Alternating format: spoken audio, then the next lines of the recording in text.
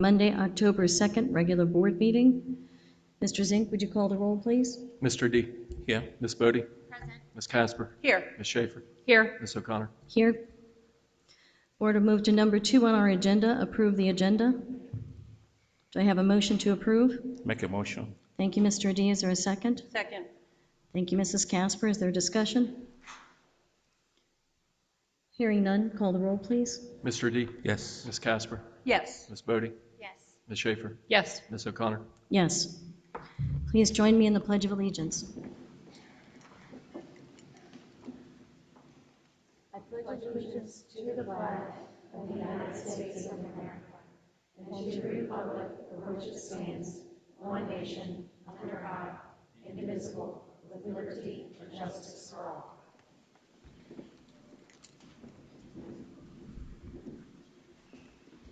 Before we move further into our agenda, I did want to note that we have a larger audience than normal this evening. We have media and many community members, as well as many of our administrators here for the presentation. I want to thank you for being here.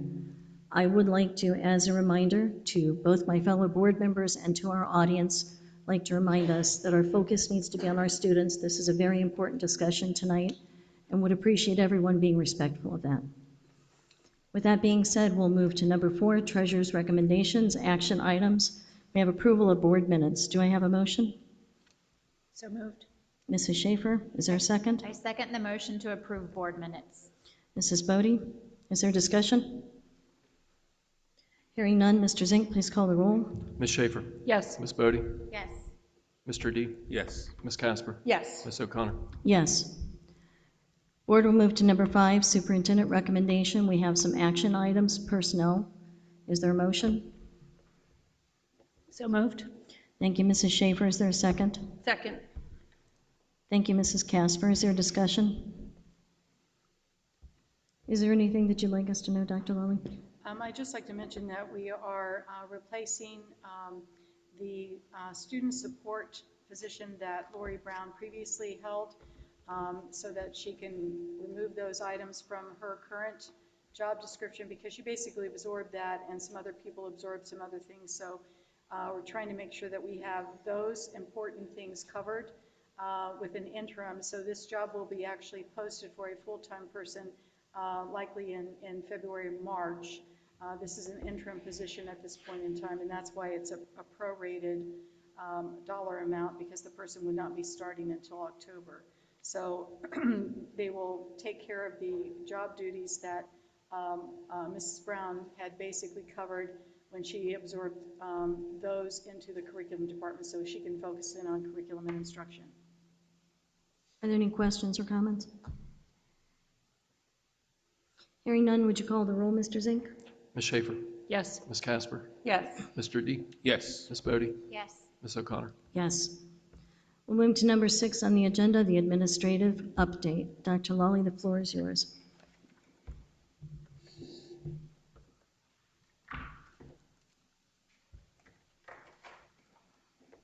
First of all, I'd like to thank the board for having this work session opportunity today. I think it's really an important topic, and we have been working, once we receive the test results, we have been working with all of the building leadership teams and the curriculum department and both assistant superintendents and myself, and we've been working with those building leadership teams to make sure that we have a plan in place for each building because each building's results are different. However, there are some themes across the district that we'll be talking about today, and some things that will be district focused work that we'll be doing, and then some other things that will be talked about that are more elementary based or more secondary based that the team will cover today.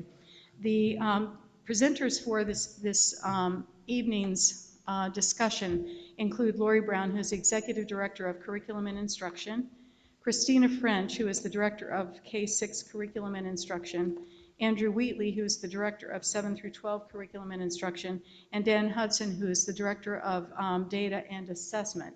And we're going to start first with Mr. Hudson. He will review what the report card actually means and what it looks like. You also have a paper PowerPoint, but it will also be displayed as soon as the technology team can get it up there. But in the meantime, you also should have it on your board agenda so that you can click on it if you want to see it on the screen instead of just on paper. So Mr. Hudson, would you come forward, please?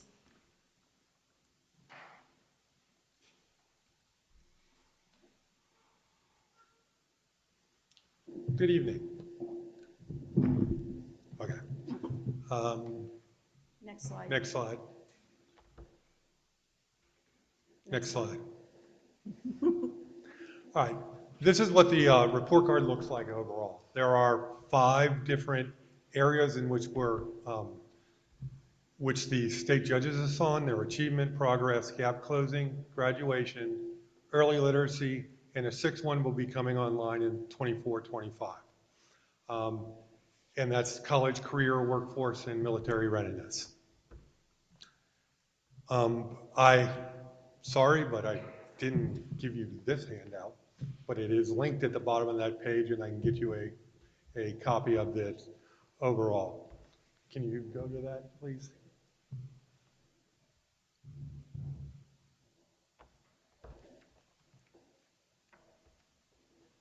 Okay, so as you saw, this is the same type of slide as before. Of the 5 areas, they're divided up and weighted each by different areas, and they put them together. Achievement and progress are both weighted at 28% of the total score, and this I'm talking about the overall score of the total score. Gap closing, graduation, early literacy are rated at 14.26%. For each of them as they're broken down. And if you see the scale down below, when they do this, they turn each one of the scores into a sort of a GPA. It's a 1 through 5, a weighted GPA, 1 through 5 for the stars, and that is the scale that you get for the GPA. We, this year, were at a 3.107, okay, which put us at 3.5 stars on that chart. If you scroll down even farther, whoa, too far, right there. Okay, so and it breaks down the components for the district, for high schools, for junior highs, for 3 through 6 and K through 2. All of those have different weights because they have different areas. The high schools have 4 areas. They don't have early literacy. It wouldn't be early literacy if it was in high school. Junior highs do not have graduation rate or early literacy. Grades 3 through 6 do not have graduation rate. And K2, the only 2 they have are gap closing and early literacy. Any one of the bottom 3 are always going to be weighted the same, and they're going to be the lower weight. The top 2, when they add the 6th, are always going to be the same weight. So the biggest part of it is achievement and progress. And I'm going to go through what each one of these mean, and stop me anytime if you have any questions. All right, the first one, scroll down please. Keep going. Okay, keep going just right there, that's good. The first one is achievement, and before on the report card, it was if you got 80% of your students to get above a proficient or better, okay? And then however many of those were called indicators, however many of those you would have. In this case, they now have gone to something called the performance index, which was always on there. It was part of the achievement, but it wasn't the larger part of the 2. So in the achievement, they weight each one of the different scores that a student has. They weight them by advanced plus, advanced, accomplished, proficient, basic, limited, and not tested. As you can see on there, for not tested, we get 0 points. And we get 0 points for not tested for a number of things. Kids won't show up for school, they're gone for the entire time, or they opt out overall, which they can do. But limited, you get 0.3 points, then you get 0.6, 1 point for proficient, 1.1 for accomplished, 1.2 for advanced, and 1.3 for advanced plus. You might be asking yourself, how do you get advanced plus? since the highest is advanced. If a student is taking one of the tests that is above their grade level, for example, 8th graders taking algebra, 9th graders taking honors geometry and honors biology, those honors geometry, honors biology, and honors American history, those all are weighted above one more. So if a student got accomplished, it would be weighted as advanced. If a student got advanced, it would be weighted as advanced plus, okay? And then you go through, you do all the weighting, there's the formula for it right below that, and you weight everything, divide by it, multiply by 100, and you get a number. The number is anywhere between 0, if nobody took the test that was supposed to have it, and 120 would be if everybody in your building, in the district, got advanced. That's not happening. Now, formally, that was it. That was the performance index. Now they take that number, the performance index, and then the top 2% of the districts in this state, their performance index, overall, the top 2%, they take the average of those, and that is called your max PI. Then what they do is divide your PI divided by the max PI. That gives you a percentage, and that's what they judge, and that's at the bottom. If you're between 50 and 70, that's 2 stars. If you're below 50, it's 1 star. 3 stars between 70 and 80, 4 stars between 80 and 90, and 5 stars for 90%. We were at 85.5% this year. Our performance index was 93.5. Any questions on that area? Dan, Yes. you made a point of saying students who didn't take the test out of opting out, absent, truant, or Right. whatever. How much of an impact does that have on us? It's very little. We get close to 98, 99% of our students. Participating? Yeah, participate. Okay, thank you. Yeah. I have a question. Yes. When you take the top 2% and then average, and then you divide the max PI and the PI together, is that sort of like a curved grading scale? Yeah, it gives everybody in the state the chance, because nobody's going to go to 120. It gives them an average overall. So we curved the grades Yeah, a little it's bit? kind of a curve, yes. Yeah, okay, Yeah. thank you. Let's see. Any other questions on that?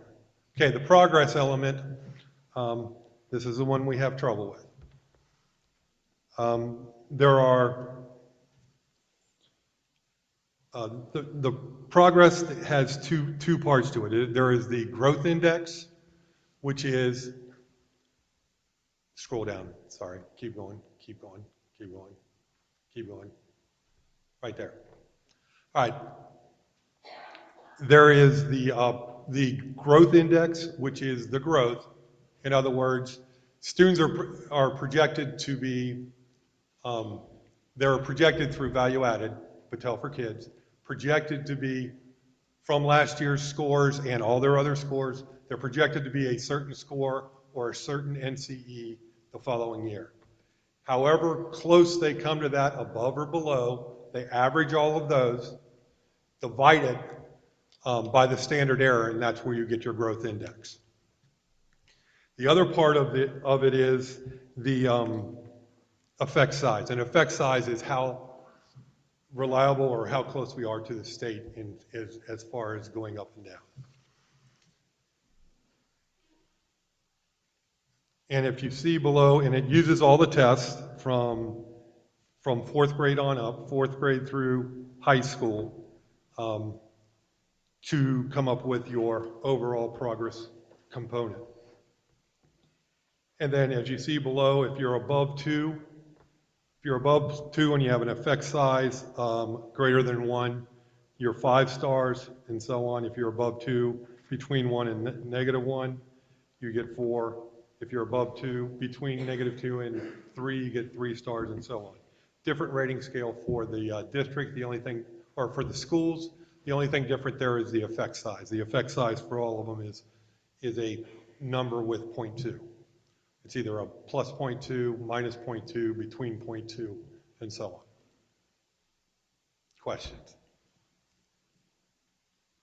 And to dig down in that, those value addeds and everything else come out mid-October, so we can see just getting deeper into what the actual numbers are and where they are. So far, Not a question, Dan, but I do have a comment. Yes. This has long been an area of strength for the district, awarded through Battelle for value add, and I really would like to understand why, I'm sure we all would, how that dropped. Okay. And we will know that in a few days. All right, the next one is gap closing. Scroll down. This is the most complex of all of them. There are, keep scrolling just a little bit more, right there. There are 10 different areas here. 5 of them are worth either 0 or 5 points, and the other 5 are worth 9 points. Well, it's worth 10, but we don't have Pacific Islanders, not Pacific Islanders, Alaska, yes. We don't have enough students. You have to have 15 to have that. Although we have all the other subgroups. And I think it's also funny that in my logic class in college, all was not a subgroup, but all is a subgroup here. So the first 3 we're going to talk about are gifted performance index, gifted progress, and gifted identification and service points.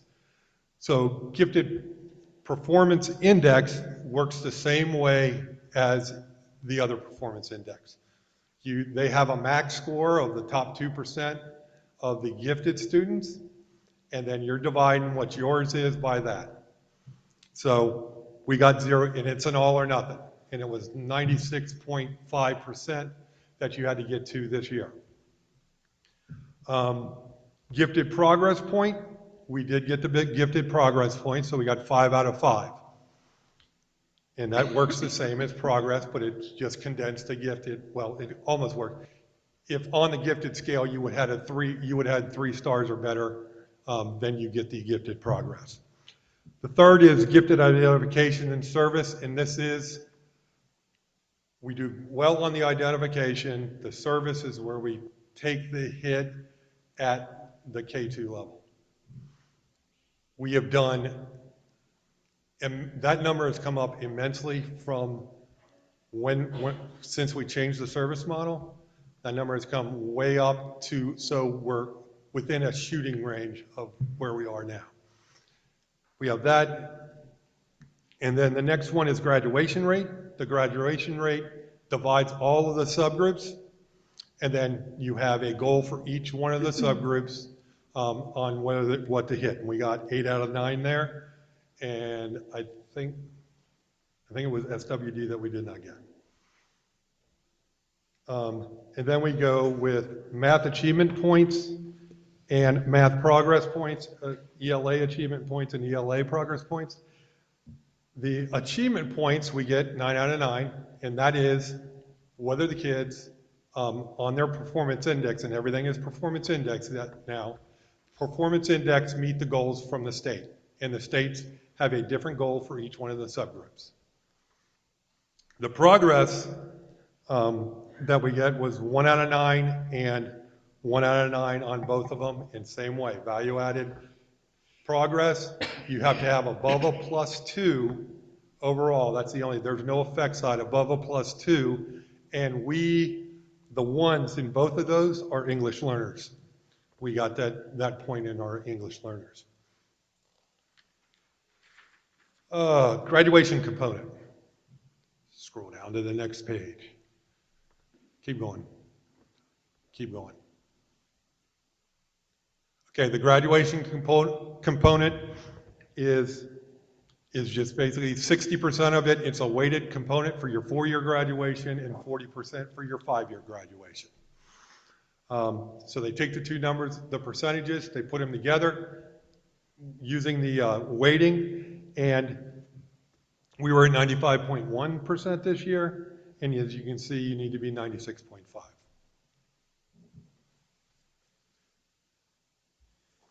And that includes our students with disabilities? Yes, that includes, yes, which we don't get credit for if they continue their education past their graduation year. If they need more time. If they need more time, or they're going into Project Life or something that's good for the student, which they should be doing. We don't get credit for that. No, you don't get credit for that. Okay, the last one that we get, can you scroll down again? The last one is a kind of complicated one. There are 3 parts to the early literacy. The first part is the proficiency in 3rd grade reading. And every 3rd grader gets 2 scores. They get a score overall that they're getting out of 700 is passing. They get a score and they get a reading sub-score. They have to hit a reading sub-score of this year is 49. Is it 47 still? Okay, this year it's 47. And the percent of those that get a 47 are what you have on the first one, and that's 40% of the weight. The next one is promotion to 4th grade. They've made the law now that you can move anybody to 4th grade, but last year I think we were at 99.8% of promoting the 4th grade. They either hit the number using the map or passing the test, or they were exempt for some reason in the country less than 2 years, or IEP exemptions. There are 2. Those all go in together for your score. And the third one, and the most complicated one, is improving K-3 literacy. K-3 literacy, we'll be able to figure out most of it for K and 1 tomorrow. It is students that were off track last year. So kindergartners that were off track last year that are still with the district, still in the school, their 1st grade year, and we move them to on track. So it's off track to on track. It's the year before this year. And that's a map that we just completed. And then it's 1st grade, or kindergarten going to 1st going to 2nd going to 3rd. Those 3 things. And then in 3rd grade is the only one that's the same year at the same time. So in 3rd grade, it is whoever is off track right now, that when they took the map test now, they have to pass the test in the fall or the spring. Okay? And that's a percentage of what those are. And they put that all together, and you get your overall score. And the rating is 58 to 68 to 78 to 88, and above 88 and above is 5 stars. Any questions on that? Yes, I have a question. Yes. Can you repeat the reason that they would be passed to, so we had a 99.8% or 99.6% actually, promotion to 4th grade. And what are the reasons they are either exempt and on an IEP? They're exempted on IEP. They count into the total. They're not. But they do not pass the They did not test. overall. They were exempt. They did not get to the level. The ones that are on here are the ones that were retained in 3rd grade. So I have a question about that, and I'm not sure if this is the person that I should ask, because it says that we are 75% proficient in reading, and 99% were passed to the 4th grade. So that leaves 25%. So basically 1 in 4 was passed on to the next level without being proficient in reading. We're talking about 2 different things. One, you're talking about the OST score. The other one, you're talking about being proficient in math and in MAP. Right. Well, I'm talking about the reading. That's or what I'm the talking literacy about. component, They're both, yes. the reading score in math, the one that you have to get a 47 on. That's the performance score. Okay. The MAP score, each grade has a different level they have to hit. MAP score at that level is what the moving to the 4th grade. What is it, 396? In MAP, 296, 196. Yeah, 196, I'm going the wrong way. I got too many numbers in my head, yeah. So looking at the data, it looks like we're passing on that, so from what you're saying and from what I'm hearing, it looks like that we are promoting 99.6%, but every fourth child, 1 in 4, are either exempt or on an IEP. Not necessarily. So, but the other option that we would pass them is if they. If they met the mark on, Right, so Math. 1 in 4, 25% of those people, there's a difference there of 25%. 75% are proficient, but you pass majority of them. So the 25% that is not proficient is getting passed from what it looks like, and that would be because if they are exempt or on an IEP. we have several students that are in the country less than a year. Right, They're on that list of not proficient because Right. they're exempt. and I understand that. So And you're then- saying basically with this data that 1 in 4 are either on an IEP or exempt. I can't tell you that for sure, Yeah. exactly what the numbers are there, because it's a matter of what they got on 47 on the test or not. But there are two tests that you're talking about. You're Right. talking about the MAP assessment, which has a different level of passage compared to the OST, which has a different number. Yes. I think that's where the confusion is.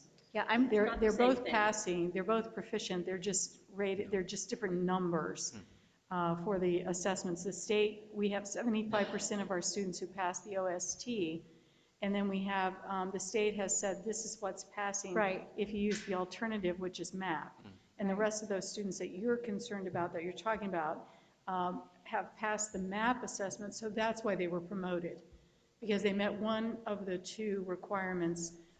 You have two choices that you can meet. So they met that other requirement. Students that do not pass at the level that they need to pass can be retained, or they receive intensive intervention whenever they do go to 4th grade. So it depends, but it's two different assessments that count towards you being proficient. And it's kind of confusing. You can either do the OST or you can do the MAP. And if you don't pass the OST, we do intervention, and then you take the MAP assessment, and if you pass that, then you're counted as proficient and you move forward. Okay, so would you say that based on the data that says 99.6% are promoted to 4th grade, only 0.4% of our students are held back? Yes. Yes. But again, there's other qualifying factors. It's not Right. that all those Correct. people have been in the country less than 2 years or are in an IEP. It's that they've used the alternate assessment of MAP, and that's what has allowed them to be passed. It's not that they're being passed while being insufficient readers. There's And- just the state allows for alternate pathways. Correct. Because they give the OST 2 times. They give it once in the fall to 3rd graders, once in the spring to 3rd graders. If I don't pass either one of those, then, I could end up being retained when I don't really need to be retained because I can't take that assessment, because I may have test anxiety, I may have a variety of things that are causing me not to be able to pass that OST. But if I take the MAP assessment, which is an assessment that I can take as well, I have some summer school intervention that occurs, I have some end of school intervention that occurs. I can be pushed over that hump, if you will, and be able to pass and move on. Well, and the secondary thing I've witnessed, even as a parent, is that with OST, it takes a while to get those results back, at least It does. historically. Whereas MAP is an instant reading for our staff, so they can react immediately to needs and see what's happening within their classroom. That's why we have the students take that test multiple times in a year, so that the teacher can actually see what progress is being made real time and react to it. Correct. And I'm just going to remind everybody that we use a lot of acronyms in our Yeah. educational Yeah, jargon, so sorry. let's try to remember to spell those out for everyone listening, okay? Okay. Did you have any further questions? No, it just looks like when you're looking at it, and I hear what you guys are saying, I hear the other things that are involved as well, but when you look at the data, it looks like that we are passing students when they're not proficient in English. And I think and from the feedback that I've heard from parents, that is the case in some situations. So I think that we need to maybe look at that and look at the testing and make sure that we're not just passing people to get them on to the next level when they really should be held back. And I think that because that next level, reading comprehension and reading is really a key part to learning. And if we're not setting them up for success if we're not approaching those areas. Well, the state law has changed also. Right, and we're not passing people that aren't proficient, or that, they just haven't gone through. Would you like to assessment. have another go at that? Well, the We data says we are differently. passing students You're looking at that have qualified to Wait a do minute. pass. Wait a with minute. two One different at a time. assessments. I'm Yes. sorry, go ahead. So there are two different assessments that you can use, but there's intervention that occurs between the MAP, which is Measures of Academic Progress. It's an NWEA, which is Northwest Educational Assessment. That's a national group, and the majority of Ohio schools now are using MAP as their benchmarking. So at the beginning of the year, we benchmark our students, we find where they are, what the summer slide looks like, and then we take a look at the learning continuum from Ohio standards inside the MAP assessment and see what our small groups need to look like. And then they take it again after a period of instruction. So in January, we'll have another benchmark, and then we'll have another benchmark in the spring. And for those students that fail the third grade OST in the fall, we really intervene extensively with them in that period of time as well, looking at the MAP and OST. And we won't, as Ms. Schaefer said, we won't know their OST spring score in time. We can look at their MAP, and then we can determine, we think that they need some intervention, and they need to take the MAP assessment as a summer option as well. So we do it in that way. And I have to say to you that the retention rate, the research on retention is, if you retain a student one time, we cut them down to 75% chance of graduating. You retain them twice in their school careers, you cut their options down to 50%. So retention is not the way to make sure that we catch students. Intervention, high quality intervention, which the curriculum team will be talking about in a few minutes, is how we actually catch those students and make sure that we get them to where they need to be, because literacy is extremely important in every grade level from this point forward. It's important for any content area that they're going to take at any point in time. So you're absolutely right about that, Ms. Bodie. They have to be able to read, and have to be able to comprehend and do vocabulary and all of that. Is this retention process the process we've been using for the past 5 years? Is the testing the process? The MAP? intervention process for retention, is that what we've been using for the past 5 years? But I Okay. think you also retained in the past because we've been required to. Is that Because the correct? state's The standards have state has changed required it. in the last Retention. 5 years. And yet we're still struggling in this area? I would suggest to you that we're passing those students through the MAP assessment, and I don't see our literacy program as struggling. I see our literacy program as needing to be refined, but I'm not seeing that it's struggling. I think that there are students that we need to support with our reading specialists and our Title I staff, but I don't see that our literacy program is a bad program.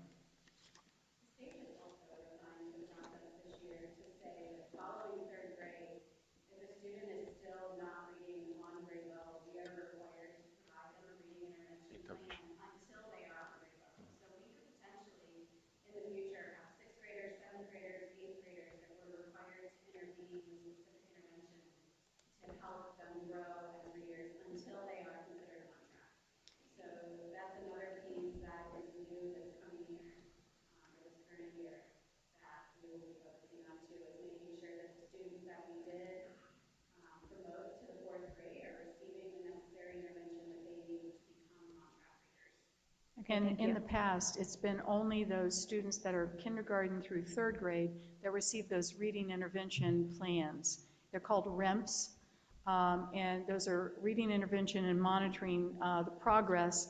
Those are plans that were developed specifically for children that were in kindergarten who were off track, first graders who were off track, second graders who were off track, third graders who were off track. And now with the change in the law, if a student qualifies and still is struggling a bit in their reading, they have to have a REMP as well all the way through. So they get very specific interventions. All right, thank you. Go ahead, Dan. And the last one I have is college career, workforce, and military readiness. This doesn't come online until 2024, 25, and we are doing stuff that Andrew will talk about now to get ready for that. And it's just whether they get an honors diploma, ACT, SAT, college ready.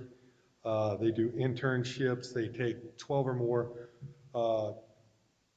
more college career plus credits. They enlist in the military, been accepted to an apprenticeship, completed a pre-apprenticeship, completed an apprenticeship, achieved proficiency at 2 or 3 or more technical assessments, or obtains an Ohio Means Job Readiness Seal.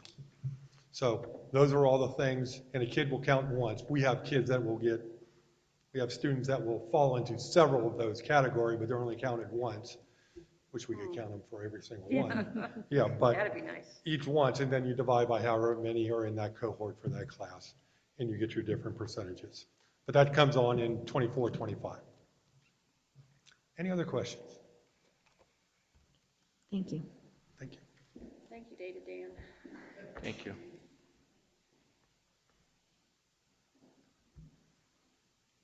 The overall report card has changed so many times. I thought it was important to have an overview of it so that we would know what each of the pieces and parts are before we actually get into what our data are telling us.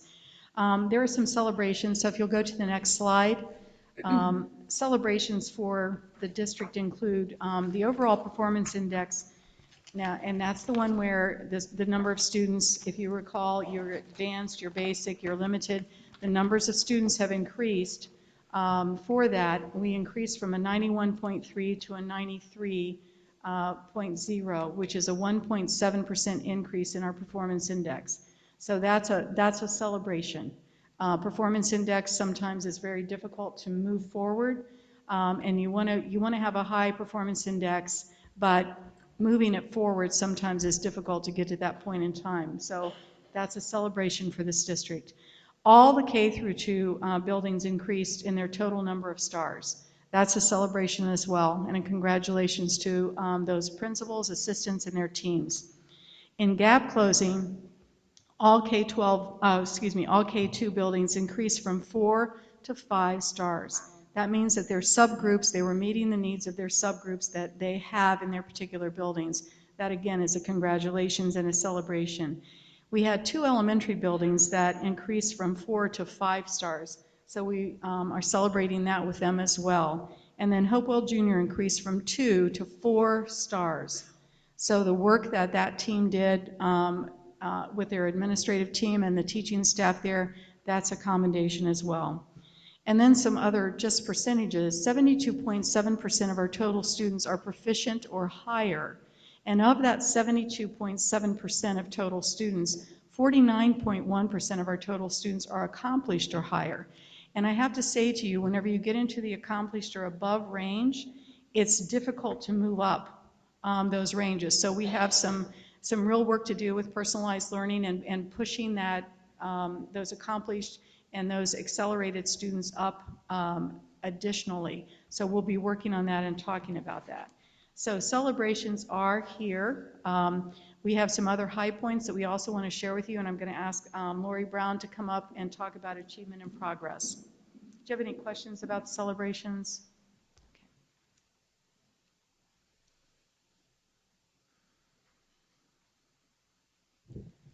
Good evening. I'm going to expound a little further on some strengths that we have in our data. I'm sorry, next slide. So I'm going to talk a little bit about achievement. That's been traditionally an area of strength for Lakota. That's our overall number of students that are passing the state tests. So we pointed out a couple of strengths in our data this year in achievement. Number 1, Hopewell Junior increased 1 star in their achievement, and we celebrate them this year. And then we have 13 out of our 17 schools increase their performance index scores. And I say 17 and 13 there because our K2 buildings do not have a progress and achievement score related to their data. And specifically in those areas that are listed on the screen, We saw percentages or increased percentages of achievement in all those content in areas and grade levels. And those are the actual passage scores, the percentage of students that pass.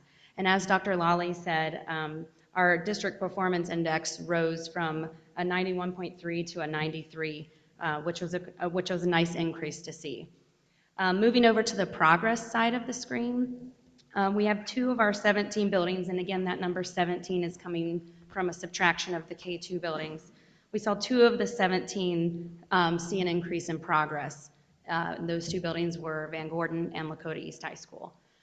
That's definitely an area of concern for us, that there's not more buildings on that list and more district data on that list, and that's something that Dr. Lawley is going to speak to in just a few minutes. But if you could switch to the next slide. Next slide. Thank you. I'm also going to talk a little about our gap closure. So Dan explained to you what that looks like, and that's essentially looking at our subgroup populations in comparison to their growth to all students to see if we're moving all of our different groups the way that we should be. So this has always been an area of strength for us, and it's maintaining those 4 stars shows that it continues to be a strength for us. Particularly our English learners showed some nice growth this year in our gap closure. So 12 buildings and the overall district together met the gap closing goal for English learners. And then 8 out of 8 subgroups met the performance index goal in English language arts and math. So 8 out of 8, there are 9 subgroups from the state, but as Dan noted, we don't have one of the subgroups counted for us. So that's where that comes from. And I'm going to break that data down in just a second. And then all of our 8 subgroups met or exceeded the graduation rate, which is a great thing. On the right-hand side of the screen, you'll see those are our actual subgroups. Gifted is not, but I'm going to address that a little bit differently. But for the data for each of our areas, again, American Indian and Alaskan is not a subgroup that we have enough students to count for. But if you look at Asian and Pacific Islander, that accounts for 10.4% of our population, and their ELA performance index was 96.1, and math performance index was 94.7. Our Black population, which accounts for 13.7 of our population, ELA index was 80.9, and math was 70.12. Economically disadvantaged accounts for 21.7% of our district, and that's a number that has grown over the years. The ELA performance index there is 77.4, and then for math is 69.7. Our English learners that I was addressing just before, that accounts for 7.8% of our population, and the ELA performance index is 75, and our math performance index is 72.83. Hispanic accounts for 11.2% of our population, and their ELA performance index score is 79.1, and math is 72.49. Our multiracial accounts for 6.3% of our population. The ELA score there is 93.4, and math is 86.83. Students with disabilities accounts for 9.7% of our population, with the ELA performance index being 57, and math 53.14. And then the white subgroup, which accounts for 58.3% of our population, the ELA performance index is 99.4, and math performance index is 95.33.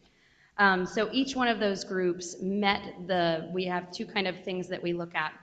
One is a goal is set for each one of those groups, and the goals are different for each group.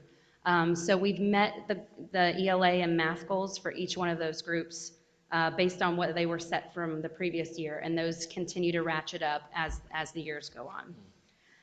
So 6 of our 8 subgroups met the goal and improved from last year. So we do have a couple that met the standard last year and continued to meet it this year, but didn't show a growth in that area. But we have 6 of those 8 that did both. They met the goal and showed an increase from last year. So the last thing I'm going to talk about before I turn it back over is the gifted population. So 24.7% of Lakota students are identified as gifted. And our gifted PI overall, which is our performance index that Dan explained, theirs is 116.2. So Lakota's gifted performance index was a 96.3, and we missed the goal only by 0.2. So each year, again, that number kind of ratchets up, and our goal for this year was, last year was a 95, this year was a 96.5, and last year we scored a 94, and this year a 96.3. So we missed that, that performance index by just that little bit. Another piece is our achievement for the gifted subgroup. We increased by 13% in the advanced plus proficiency category, which is the piece that Dan was explaining before. And then there was an overall increase of 4% in the gifted population. One of the ways that Dan talked about those gifted points is our service options, and we have seen some nice increases in our number of students that are served that are also identified as gifted. Some numbers on that are 7 through 12 students. Last year we served 13% of those students, and this year we served 68%. What counts for the state as a service is pretty specific as far as the number of hours, who provides the instruction, and what that looks like, and the professional development that that educator has received. And then our 3 through 6 students, we had 76% served last year and increased that to 77%, which traditionally our 3 to 6 population of gifted students has been the most served population that we have in the district. So overall, we've seen an increase in gifted services in school year 22-23 by 69% year over year. Some areas to look at in that data are definitely the K2 piece that Dan mentioned before, looking at how we can serve those students and gain some of those points, and then overall progress related to this subgroup as well. So as Dr. Lawley was saying, essentially students who score very high, it's harder to make that growth year over year and see that progress. So that's definitely a challenge that we're working to address too. Any questions related to those two? You want to speak a little bit more about the change in the model and why you think that's made a Sure. difference? So essentially the state allows us to serve in several different ways. One way is to have a gifted intervention specialist that directly works with students for a certain period of time or a percentage of their school day. And that's traditionally the model that we've used with Math Plus in the previous years and a lot of years before that. But we have switched over to using the professional development model, where we provide 15 hours of professional development related to competencies that the state of Ohio has provided us around gifted education. 15 hours a year over 4 years allows us to utilize that educator as a service provider. So the reason for our big increase in those services is things like our advanced and honors classes in that secondary area. Now that those teachers have had some of that professional development, we can count those things as service. And then 3-6 continues to be, there are GISs serving at the K6, or the 3-6 buildings, but it's not the amount of service time required for a gifted intervention specialist. So again, we use the professional development provided to the 3-6 teachers in ELA and math and cluster students to be able to meet those service requirements. Have all of our teachers gone through the professional development at this point, even K2 teachers? Yes, we have. So what we do every time that we provide professional, if you read through the gifted competencies, you'll see it's specific to gifted population, but it's also good practices that can tie into a lot of the other professional development that we do. So we make a really good effort to look at all of our professional development holistically and look through those competencies and see what's met in the things that we're doing. So we have done that over the past several years with all of our PD that we've offered. So it looks like the value added in last year's report card, we received 4 stars relative to the 2 this year. Do we think this new model is a concern and it might be better to go back to a GIS model, or how are we feeling about I mean, that? I think overall progress needs to be addressed with all of our students, and I think gifted is no exception to that. We have not dove deeply into the differences of the service model change of the pre and post data, but we certainly wouldn't be getting in any of those service points if we went back to the old model. We would need a lot of GIS is on staff Right. to be able to do that, but yes, that's something we can weigh out and see if there's a difference there. I agree with the question. So I was actually going to mention the 2 stars that we received in the gifted area, but yet in closing the gap, we received 4 to 5 stars in that area. Can you tell me why we're focusing on closing the gap more so than our gifted students? So the criteria is different. Gifted is not one of the populations that's identified as a subgroup from the state. So the criteria for the gap closing for the state is that we're looking at the passage rate of an overall group compared to the overall group of students. And gifted just has several different components that tie in. One is how many students we identify, how many students are served that are identified, and then the progress data related to that. Now, we do have progress data on the subgroups, but that is not necessarily the gap closing data. So we do need to work in that progress piece for all those subgroups that are listed there, not just gifted. It is kind of a similar mix when you look at progress to progress in all of those groups. What is preventing us from students receiving the what they need when they are identified as gifted? What's preventing them receiving?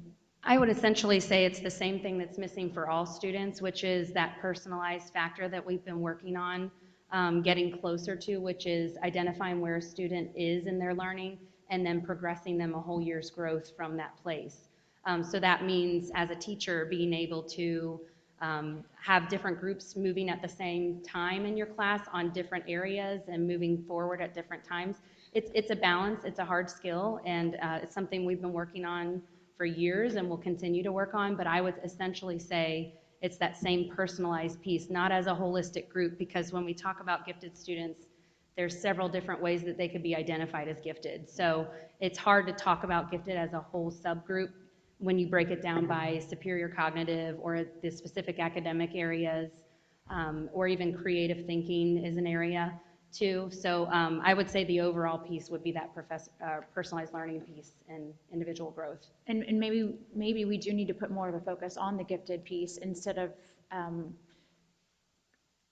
kind of categorizing it with everyone else. I think that the 2 stars and the opportunity in K through 2 is definitely an area that, which I know you understand that, that we need to provide some focus on. I would agree. So thank you. Well, and you also mentioned that sometimes when those kids are at that high achievement level, that makes it more challenging.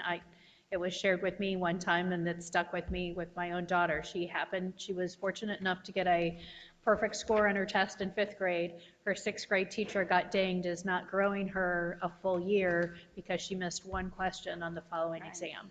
So I think we have to take that into account, certainly not to excuse it, but to understand a little better that sometimes the best you can hope for if they do perfectly well again is when your growth, you can't do better than that at that point if they're at that level, and that can have a negative impact. So I think it's just something to keep in mind, not to excuse, but just to understand. Absolutely, yeah. Any other questions? Thank you. Thank you.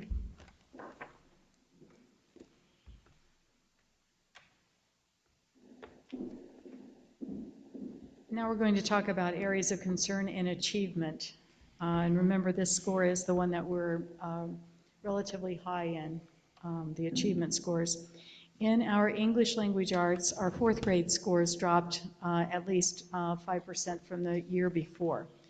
The students that saw this drop are now 5th graders. So there are a couple things that need to happen whenever something like that happens. We have to take a look at what the 4th grade curriculum alignment looks like.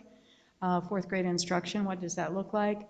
And then also the 5th grade, what are we going to do to make sure that they're aligned and that things are taken care of for any student that didn't pass with a higher score, that language arts. And that happens throughout the entire curriculum and throughout all the grade levels, but just as an example. The other thing that I would say to you is that the 4th graders last year were the COVID 1st graders.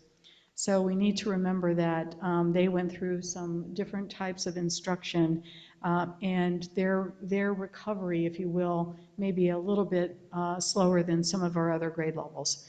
Not an excuse, but just the reality of what actually happened with curriculum and instruction during that time frame. A second area of concern in language arts is our ELA 2 on the OSTs at the high school levels. So we need to take a look at what's happening in those classrooms and make sure that they're of high quality, make sure there's enough writing that's occurring, make sure that there's enough reading of various text, types of text, et cetera. So that's a curriculum alignment piece, that's an instructional piece that are being examined by buildings as well as the curriculum team. In math, areas of concern and achievement were 3rd grade, 4th grade, 5th grade, and 7th grade. So again, looking at why are those areas of achievement lower than they were the year before? And they're more than 5% lower than what they were the year before, so that's why they're targeted here. So there was more than a 5% drop, and we need to look at that and ask why. Is it curriculum alignment? Is it the lack of an adoption across the board with similar vocabulary, similar concept development, et cetera? What is it? And that's what we're examining right now. And then looking at government, U.S. history, biology, and geometry.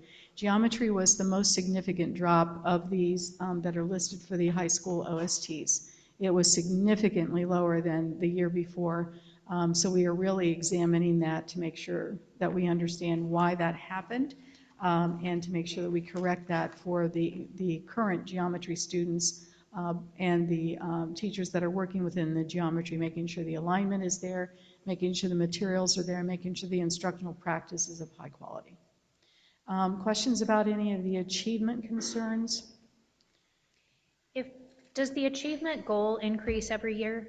So if we did the same, would it show as a reduction, or is that not the case anymore? The achievement goal stays the same. The other performance index goals for some of those that Dan mentioned, those are adjusted every year by the state, Okay. but the achievement goal has remained the same. It's now sitting at, is it 85%, Dan, overall for most of them? It's where you're dividing by the max. So you get a percentage divided by the max, and it's 90, 80, 70, 50. All right, thank you. Okay. Are you asking about the individual scores, the individual test results scores? Yeah. I think she's talking about the individualized readings tests that 3rd graders take, et cetera. Yeah. But that ranking is still at 85%, or no? Stopped at 80%.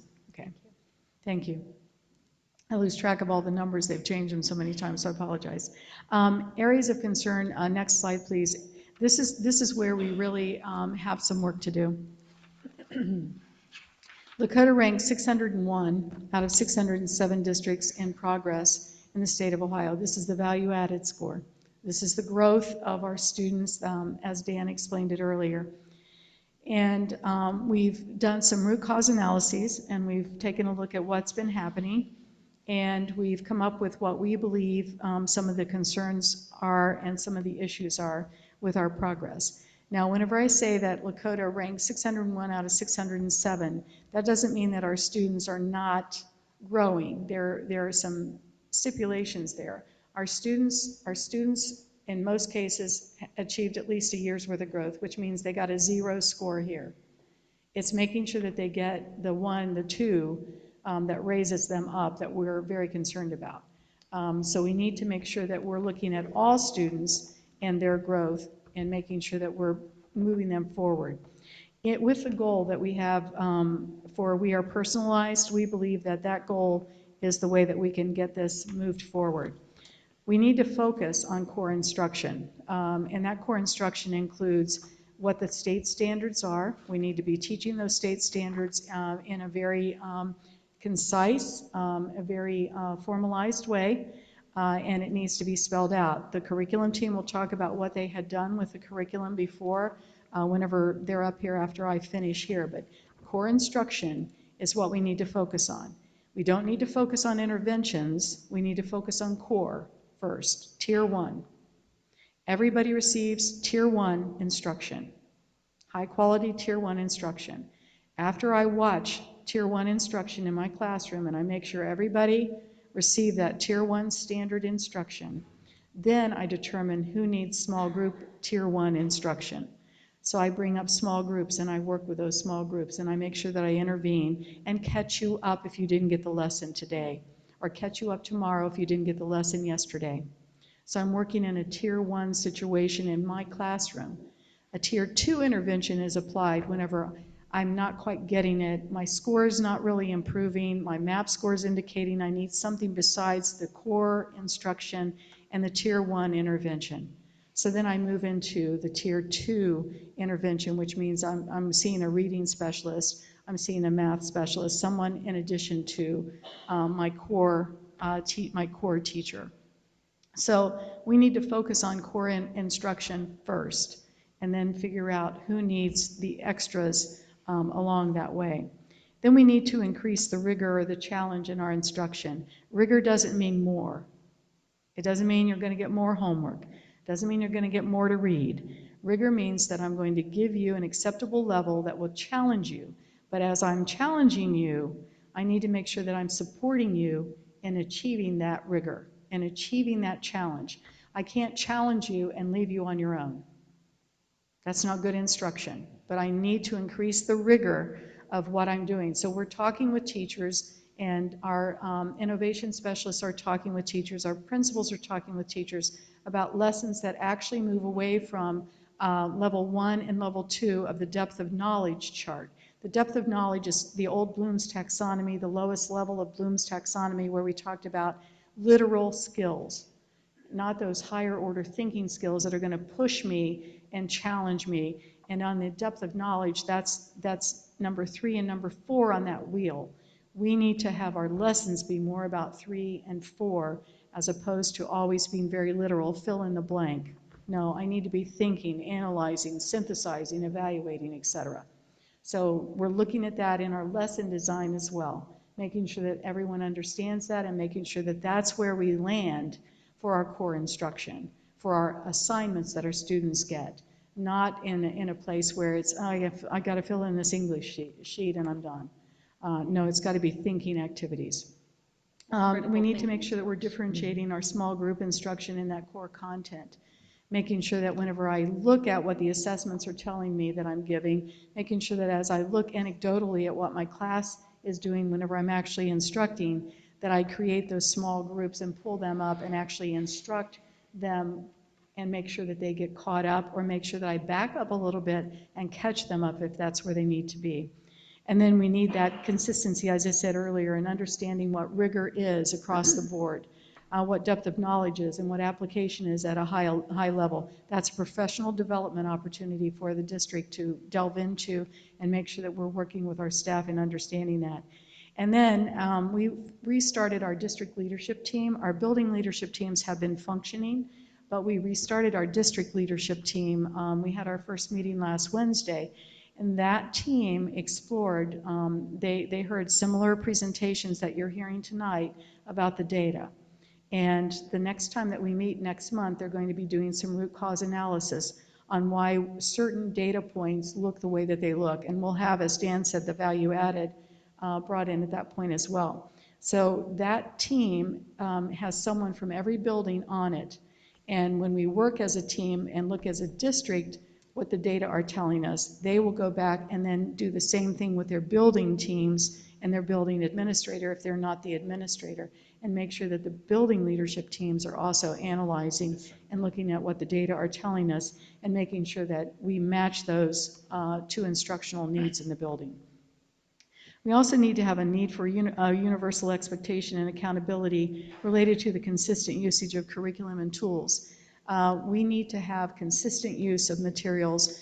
As I've been meeting with the building leadership teams, I've heard that teachers are constantly looking for materials. They're trying to find materials to teach the course of study. They're trying to find materials to teach the units.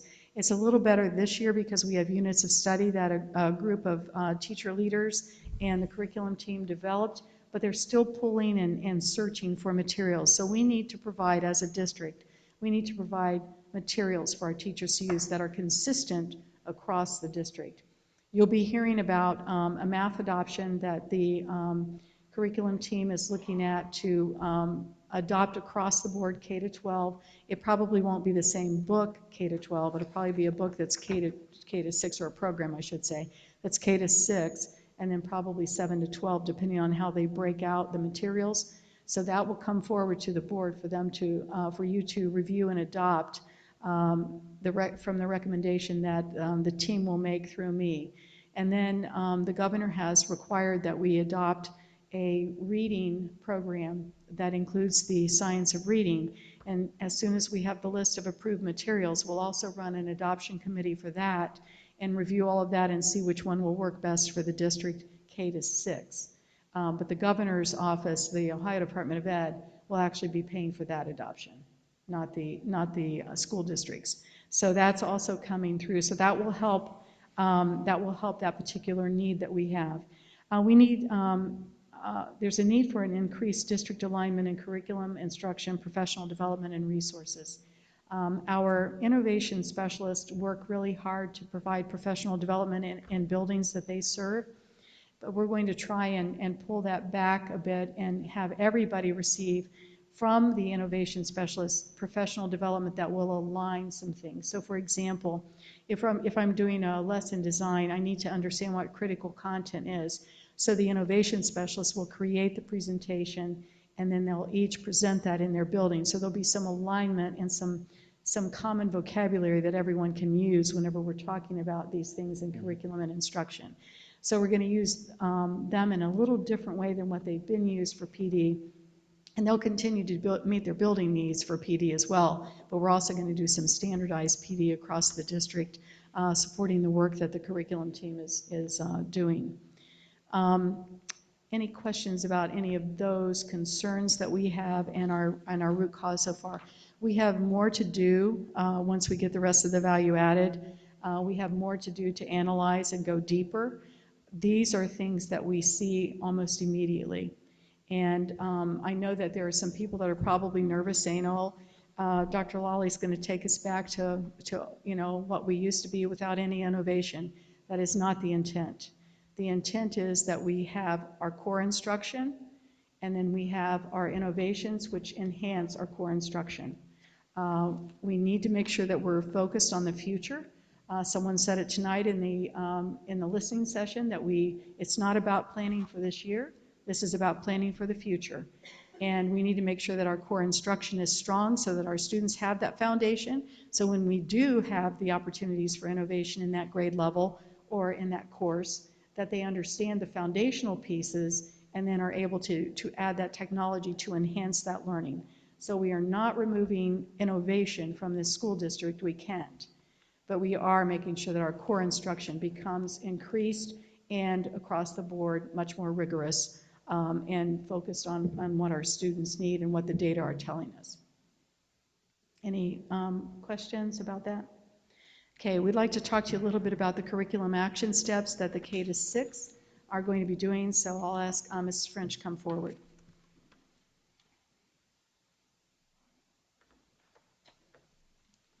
Good evening. I have to pull this way down. Good evening. I'm going to talk to you tonight about some action steps that we are going to take in the K-6 world over the course of this next year to address some of these concerns and push our students forward, specifically in those areas of continuity, rigor, things like that.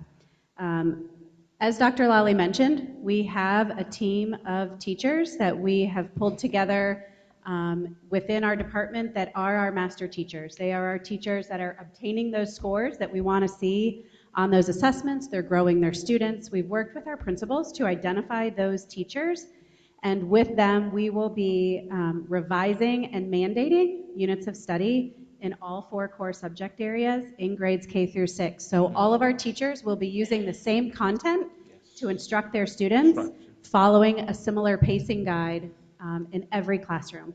And so we've taken what our master teachers are doing, built them into curricular units so that everyone has access to them, everyone can use them with their students, and hopefully see that same progress that our master teachers are seeing.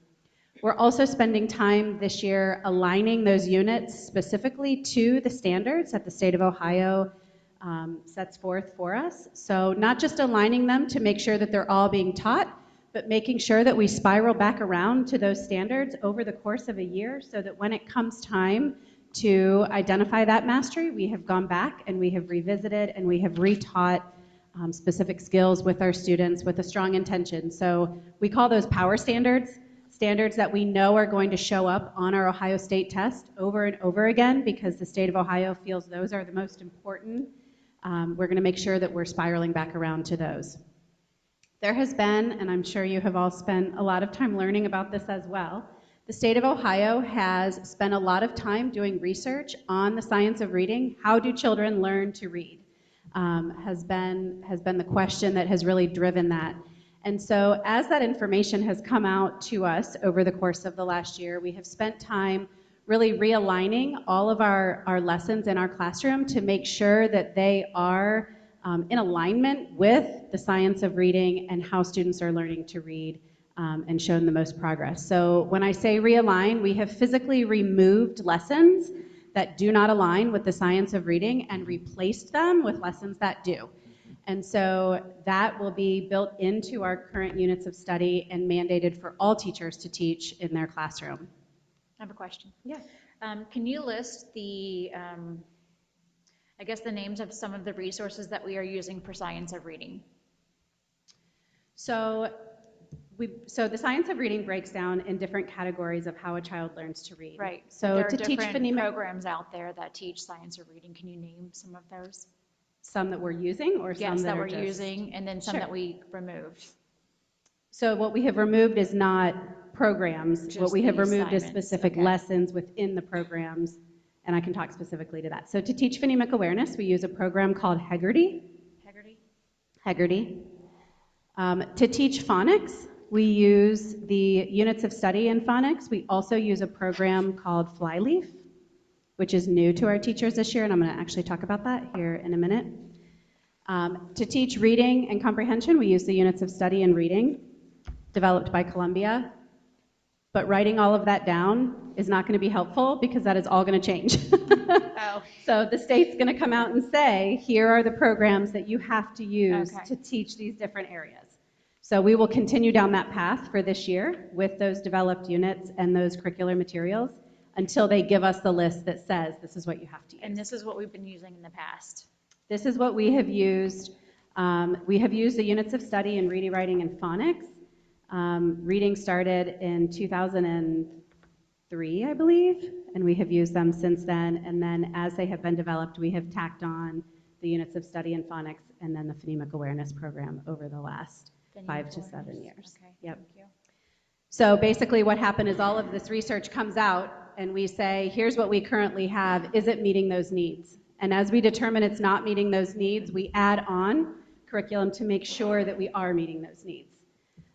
And so, like I said, we can write it down, but it's all going to change over the next year. And that's what our learning leaders are going to spend time looking at this year is what program, we have a pretty good idea of what programs will come out on that list. The state of Ohio is working closely with Ed Reports to analyze curriculum. And so we have been digging into that to figure out what we think is going to come out on that list. The list doesn't come out until March, so we certainly don't want to spend a whole year waiting for that to come out without doing any legwork on our own. So that's what we'll spend this year doing. Thank you. You're welcome. We are also looking at our intervention strategies and making sure that our intervention strategies not only align to our Tier 1 instruction, but also align to our interventions. So what we have to make sure is that in the Tier 1 classroom, we are using specific strategies to instruct. And then we have students who are struggling still, even with that Tier 1 instruction. We have to make sure that those strategies in Tier 2 align with the strategies of Tier 1. Otherwise, we're using something entirely different that they will not be able to then take back what they're learning in intervention and apply it into the classroom. So we want to make sure that those things overlap together and that our students are spending their intervention time and their Tier 1 instruction time using high quality strategies to learn those specific standards. So we're spending time making sure that those strategies not only align to the science of reading, but also align to our Tier 1 instruction.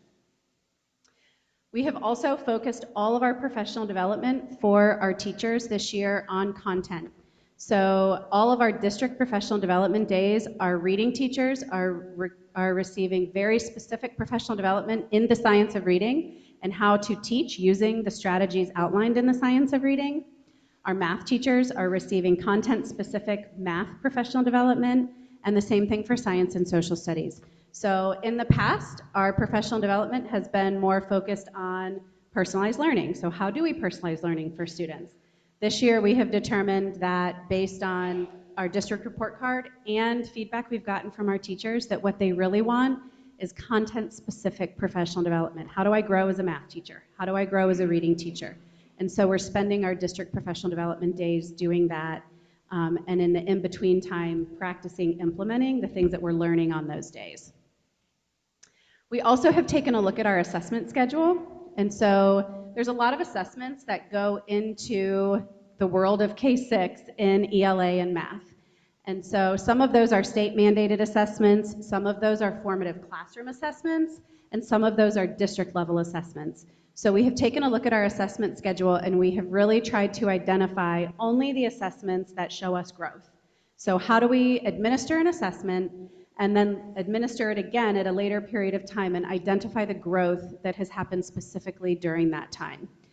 The state of Ohio has given us, it was a little gift they gave us last year and have refined it this year. They're called readiness checkpoints, and they are standard specific assessments on specific strands of learning. And so they are directly connected to the OST, which means the questions look like the questions that students are seeing on the OST.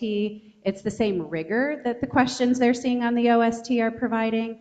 And so at the beginning of every unit that all of our teachers teach in ELA and math, they will be giving a pre-assessment developed by the state called a checkpoint.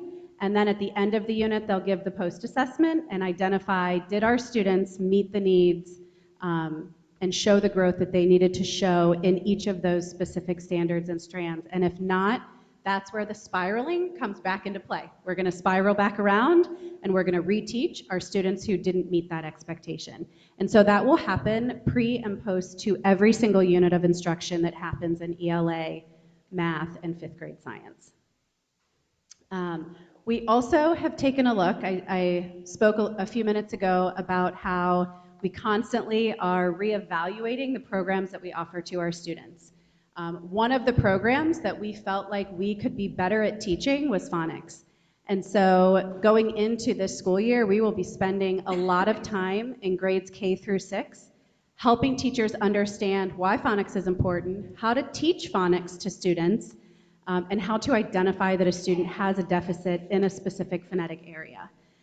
So we have some assessments that they have been giving for a long time that have identified need. We just haven't had something that really helps them to understand how to teach that. Our K2 teachers are very versed in teaching phonics to students. They're teaching them the initial skill. Our grades 3 through 6 teachers, not so much, because they aren't necessarily teaching children how to read, which is what phonics is. And so we have to do a lot of professional development with them, because what we have found is that over time, our students that are continuing to be struggling readers have a phonetic deficit, and that's why they're struggling. And so we're not identifying or doing anything about that deficit. We're moving forward with fluency and then moving forward with comprehension, and we're not addressing that original skill that is causing that deficit. And so we're going to teach our teachers this year how to go back and teach those skills to students, even though that's not something that they have really identified in the past. They have focused on that fluency and comprehension. We also have a stronger focus on our process for intervention and how we're using our intervention teachers. And so what that means is we're really honing in on specific skills, using the assessments that we have. What are those specific skills? How do we identify an intervention that matches directly with the skill that our students are struggling with? So in the past, we have had a lot of interventions that teachers can choose from. Now we have mandated specific interventions for each of those areas that are identified in the science of reading research as areas that could show deficit. We are also looking at implementing across the board, mandating progress monitoring tools. So we have intervention happening, but are we progress monitoring our students? So are we showing that they are showing growth, not just in their intervention time, but also in the classroom? So how do we identify specific progress monitoring tools that will say, yes, this student has met the needs of this intervention or has mastered this skill and is ready to move on?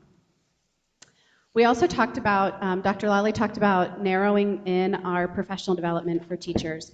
So we have content-specific professional development that meets the science of teaching, right? But we also have this art of teaching where teachers have to layer in some of those depth of knowledge, some of those higher depth of knowledge skills. And so our innovation specialists are going to work with us on making sure that every teacher in Lakota has the same professional development and the same expectation of instruction in their classroom.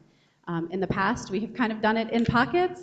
It's a focus. Every teacher is going to get the same professional development on the same art of teaching skills to then embed into their classroom instruction and layer on top of that content-specific professional development. So that's our focus for K-6 this year. We have teams of teachers out in the district that are really excited to do this work. They are our master teachers. We're going to milk them for everything they're willing to give us and put into paper so that we can share with everyone else. And in the meantime, we are going to look ahead to those math pilots and those ELA pilots for new program-specific expectations there. Do you have any questions for me? I have a couple. Okay. Sorry, it's the That's first, okay. second grade teacher in me coming That's up okay. now. There's a parent that spoke earlier at the listening session. Are we taking intervention specialists out of the 3-6 buildings? She said reading specialist. Reading specialists, reading intervention specialists? So what and I think that this is a question that has come about over the last couple of weeks. What we're doing is we're looking at the data to ensure that our students who truly need intervention are getting the intervention that they need. We have to make sure that our teachers and our intervention specialists and our reading and title teachers have a caseload of students that is manageable for them to show growth. And so we're spending time making sure that those caseloads are manageable so that we can identify those specific needs and progress monitor. We have just entered into what that process looks like. We have just entered into pulling the specific data that we need to answer those questions. So there is no yes or no answer to your question right now because we have just started to focus on that and look at what our student needs are. So just another rumor that's come about. A lot of this, and this is probably directed at Dr. Lally as well, but a lot of this great things that we're doing for these students in the K-6 with your action steps are wonderful, but they're going to be hard to do if you've got 29 kids in a class. So were we also looking at class sizes to make sure that we can make sure that a teacher can actually do these things that you guys are worked so hard on?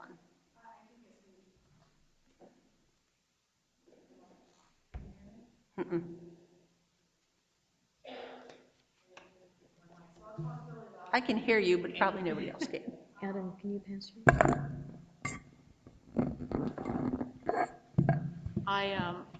We continue to monitor. One of the issues that we have is even if we wanted to increase a teacher, we're out of space in many of our buildings. So that's part of the issue that we're facing is the size of the classes and the lack of space to add additional teachers. But we continue to monitor, and I understand what you're saying. I had a conversation after the listening session briefly with the 2 assistant superintendents to talk about some other things that we could do to support those larger class sizes that were talked about. Yeah, so maybe even like adding a teacher or an instructor, something to give them some support. Correct. So, because I know that in some buildings, even if we wanted to, we couldn't add a class, we just don't have the space. Right, we talked about the fact that we need to examine that and take a look at what's actually happening. How can we manage that when we don't have space? How can we manage it if we do? What might that look like? So we're going to have further discussion about that. Okay. And one more. All of these things that you're implementing with your PD and your content and everything all the tools you are giving teachers, will there still be some autonomy for them to teach in their style, or add things that they know that they have strength in. Definitely. So it's that art of teaching Yeah, that you're exactly. talking That's- about. Thank you. So the units that we provide to our teachers that will be created by our master teachers and mandated for all teachers are what we call a baseline. So that is your typically developing student receives this instruction. We can guarantee that every single student in grades K through 12, you're going to hear from Andrew in a second about the same thing. Every single student in grades K through 12 will receive this baseline instruction. Then there's that piece of, we have some students who need more, we have some students who need more enriched instruction, we have some who need intervention instruction, and so forth. And so that's where the art of teaching comes into play. That's where the teacher is standing in the classroom acknowledging that there are small groups that need to happen in order to meet students' needs. And so that's where we will provide resources to teach in those small groups, but that's the art of teaching that can't honestly be replicated in a document. You can't put that into a document. That is professional development, it's things like that. So most definitely, there is not an expectation that every classroom, every first grade math classroom that you walk into on October 7th is teaching the exact same lesson on the exact same day using the exact same words. That is not what the mandated units look like. Thank you. Yep. But I think the mandate as a minimum is when we're looking at Right. these scores, we have to do something Oh, along those absolutely. lines. There has to be better alignment than there is. Yeah, so in the past, just kind of a look at how it's different moving forward this year as it has been in the past. In the past, we have provided resources for teachers to use, and that's where Dr. Lawley is referring to, I can pull some from here, I can pull some from here, I can pull some from here. There has never been a mandated unit of study in each of our different content strands that teachers have had to use. It's just been, here's some resources that you can use to teach in your classroom, but essentially you're going to build your own lesson plans. Yeah. This year, this is the unit of study that every single student K-12 is going to receive, and then you're going to build from there as the teacher. So that's different than it has looked in the past, and hopefully will then become more streamlined for all students. Thank you. Anything further? I mean, to me, from what you're saying, that'll be much more efficient for our staff, because it sounds like right now, they're each having to hunt down these materials, whereas now, if they're able to use these streamlined materials, then they can spend that time for the differentiation that they're talking about. That's right. And that seems like that'll be much more efficient. But when are these master teachers going to be able to do this? They're already doing it. Okay, so they're bringing that material to you right now? So we actually started building these units last year with the intent that we were going to move forward as here is a more robust option for you to use in your classroom that has now become a mandate that you use those. So we actually have almost all the way through Q3 in every grade, every subject already built. We are going to go back and make sure that our standards alignments are in place. We're going to make sure that our progression guides from grade level to grade level are solid, and that teachers understand this is what I'm teaching my student, but this is what they had to know prior, and this is what they're going to have to know next year, so you can kind of connect both of those together to make it more comprehensive.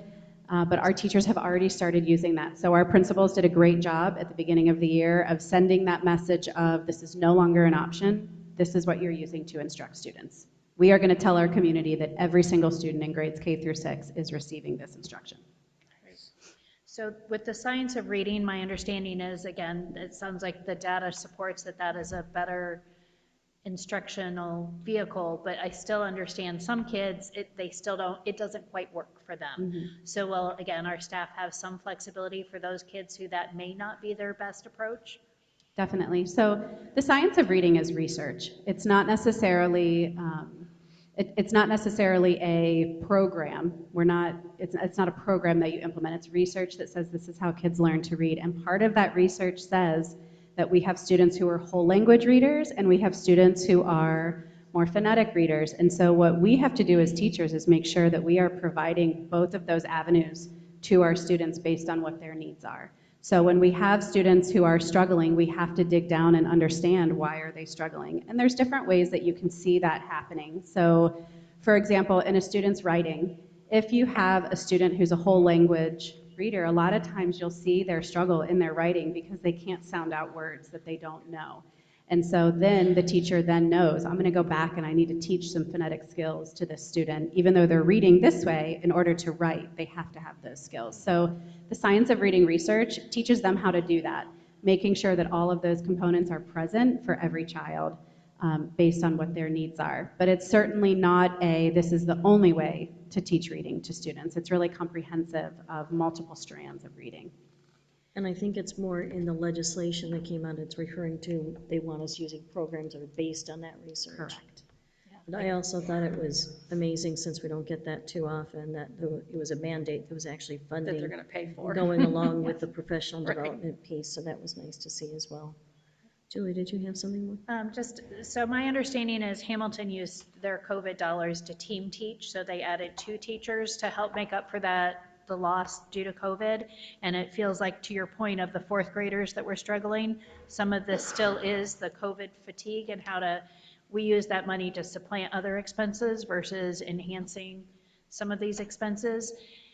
Would it be beneficial if we made a short-term investment to kind of prop up all these kids, and then they would have a stronger foundation going forward? Because it feels to me like this still might be the after effects. It sounds like a Dr. Lally question. I think it was a trick question. I was going to turn it to Adam, but you can take it too. I too had 2 teachers in a classroom in my other district, and we saw significant results from that. We used our ESSER money for that. I think what we need to do before we make that decision here is take a further look into the data, a different look than what we've looked at. We need to look at individuals and see numbers that individuals have scored and what the numbers are telling us before I can answer that question, and we're happy to do that. Okay, thank you. And I believe we're also in the process of an HR audit, so there may be reallocation of resources if you find that appropriate as well. Did we get your mic working? Tech, could you take a look at Dr. Lally's mic, please? Are there further questions, Julie? What is the HR audit that we're currently doing? I didn't know that. I think you're looking to see where our staff, where are they? We are looking at every department, just reviewing every department as normal, yes. Making sure that in HR, it would be making sure processes are in place. Mr. Kramer's working on that, and making sure that, processes are in place, making sure that we're staffed appropriately, all that you typically do. And the staffing will occur at some point in February, where we actually staff for the next school year with numbers, needs, with that. So typically doing that. I think we talked about that in one of the board meetings before. Just a review of, it might have been in my goal sessions, we talked about that. I might have used a different term than she did too, so. Do you have more questions, Julie? Not at the moment. One thing I want to point out that I think is terrific that we're doing, a lot of times there's not been phonics training for teachers in the later grades, and I think that's great that we're doing that. And you're right, it's been kind of slotted to just the early elementaries. The other piece that I think is very positive is saying this is the basic minimum in every classroom. I think it's long overdue, and I'm glad we're doing it. And I think that we put a lot of resources into our curriculum department and making sure that those resources are being used as a much more effective use of that department and their materials. We'd be in the process of restructuring the curriculum anyway with this latest piece of legislation, so the timing of it seems to be very appropriate. Thank you for the work that goes into it. The one final piece was, just as in every other piece of education, we go through different theories. So there was the whole language, there was the phonics, and all kids learn by whole language, all kids learn by phonics. It doesn't work that way, and we know that a cookie-cutter approach doesn't work. Oh, my gosh. And depending on I'm not sure if that helped much. I'm sorry, that was really loud, wasn't it? So our teachers, depending on when they've gone through the university, may have been trained in just that one approach. So I think it's really important that we continue with the professional development on that piece. So thank you for the good work. You're welcome.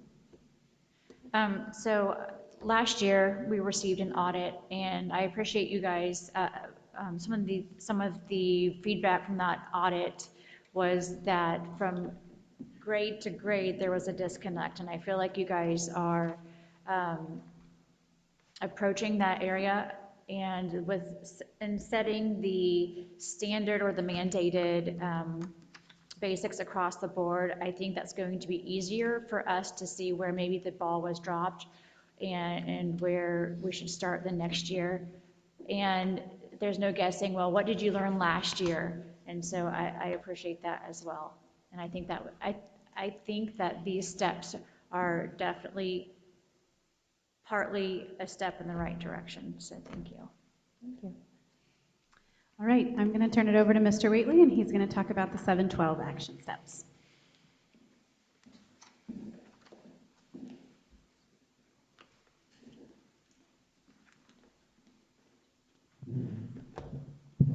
Get this thing up here. All right. Yeah, good evening, everyone. Thank you for having us here. So I'm going to talk a lot about some of the similar things that Christina just went over with K6. A lot of our process is similar, and all of it really relates to the slide 8, which Dr. Lally talked about, which is really our concerns, and these things are all about addressing those concerns in order to make positive change. So one thing I'm going to start with is we started something in the secondary space called OST action plans. So those were actually started last school year. Actually started last school year, apart from the information that we got from the test scores from that previous year, but also from the audit that you referred to just a second ago that talked a little bit about alignment and making those connections. So last year we started with the OST action plan. The OST action plan is just that. It's building leaders and working with their department chairs and teacher leaders to make actionable steps towards improving the things that we see in the OST, or to improving the OST test scores. That last year was optional for our buildings, and so this year we're mandating that. We have mandated that.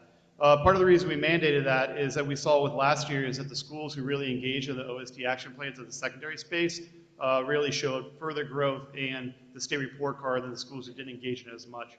So we continue to push with that. The other big thing that we've been doing is starting last year, once again, due to the results that we're seeing even from last year, is we started to make a realignment with our curriculum documents, specifically our pacing guides. So that's a big part of the work that we did last year with ELA and math, and this year we're doing that with social studies and science. We do that in conjunction with our teacher leaders, with the curriculum department, in order to make sure that we're aligned together. So it's what Christina said about making sure that our teachers are using pacing guides that are aligned to the OST blueprints, and that our teachers all have a consistent and aligned foundation of what they're supposed to do in the classroom. We've also been providing professional development on OST-aligned instructional practices for all math and ELA teachers. We started that this week with our teachers, or last week with our teachers on Thursday. We have been developing short cycle assessments for all our OST tested subjects through the readiness program. So the readiness program has been talked about before. That's a program that the state of Ohio uses in which they can provide assessments, or teachers provide assessments to students to get data. The great part about the readiness platform is that those questions are previously released OST items. So those items look like and are very similar to what the students are going to experience on the OST. What we found through last year's data is that the classrooms and the buildings that engaged in the OST action plan, which had the readiness as a part of that, we saw that those classrooms and those schools really outperformed the schools that did not. So the readiness short cycle assessments we're developing, and we're mandating those, like you said, through the checkpoints with our teachers in K6 are also happening in our tested subject areas in 712. The next part is the CCWM, which is the college, career, workforce, military readiness component. As Dan said at the very beginning, we don't get a star rating until 24-25. However, we want to be proactive in making changes to make sure that when that star rating comes up, that Lakota is at the top of the state in providing that indicator for our students. There are a lot of indicators that go into that. As Dan said, a lot of students get multiple of those. There's about 7 or 8 indicators. Some of those indicators don't really relate to us. They're kind of CTE, which are like other tech-related things.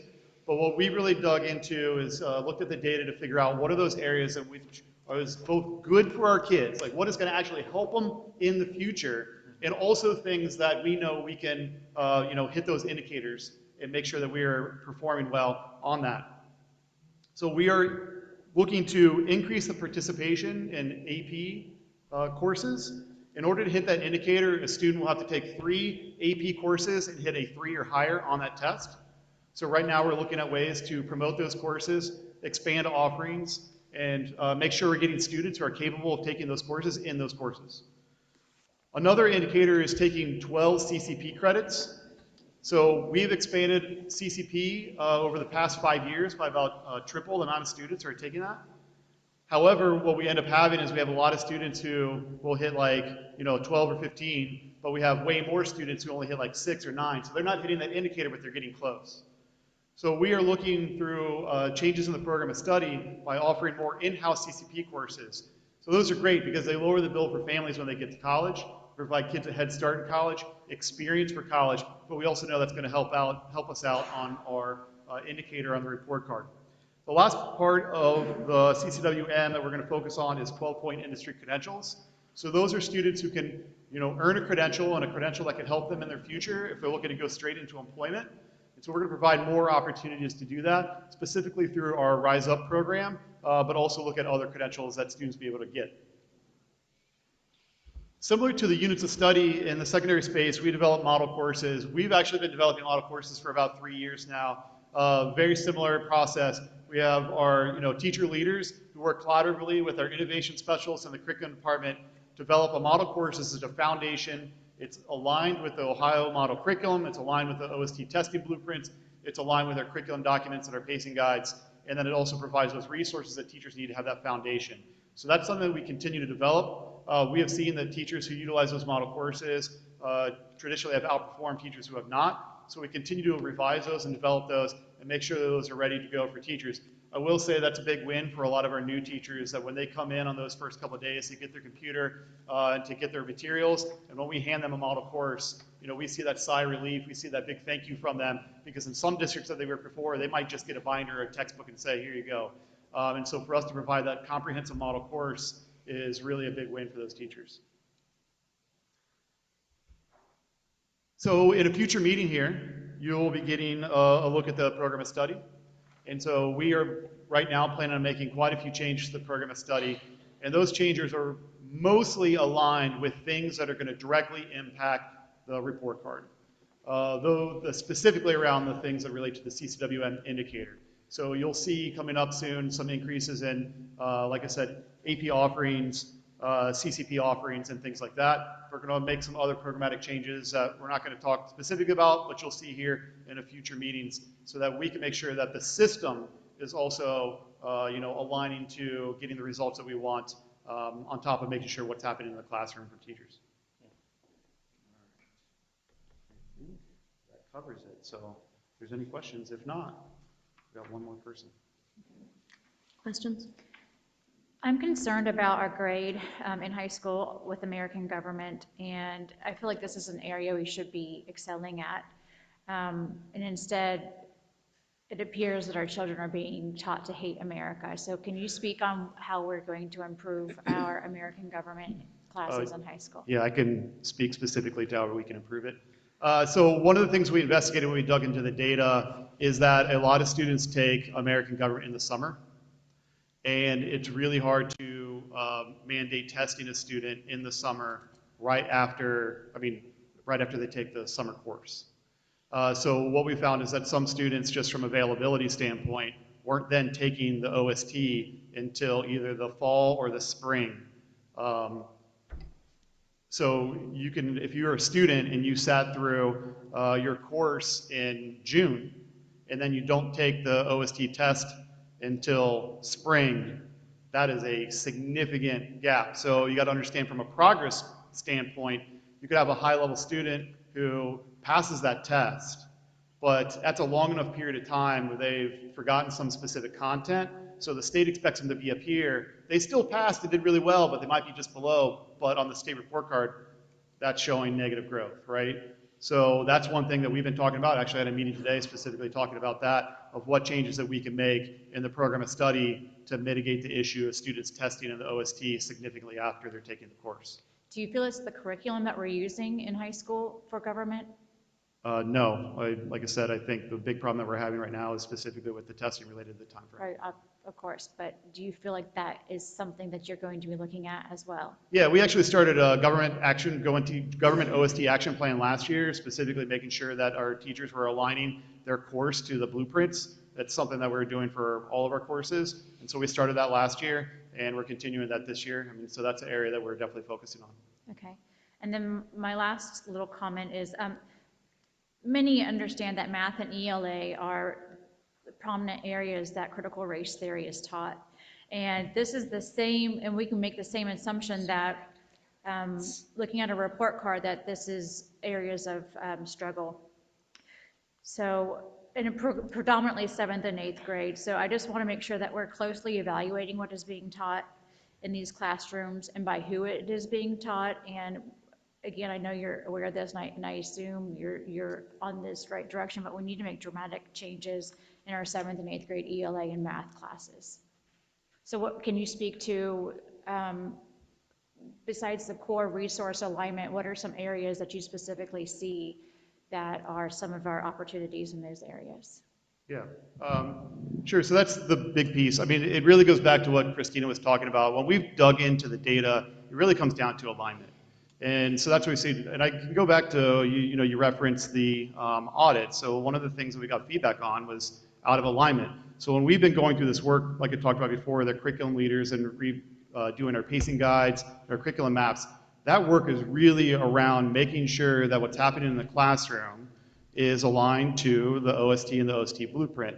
So what we found when we started digging into that is that we had some areas, for example, if our old pacing guides might have a place where a thing that's tested on the OST isn't happening until after the OST. So that's a really easy place in which we have realigned last year our pacing guides to make sure that the things that are covered in the OST are done before the OST.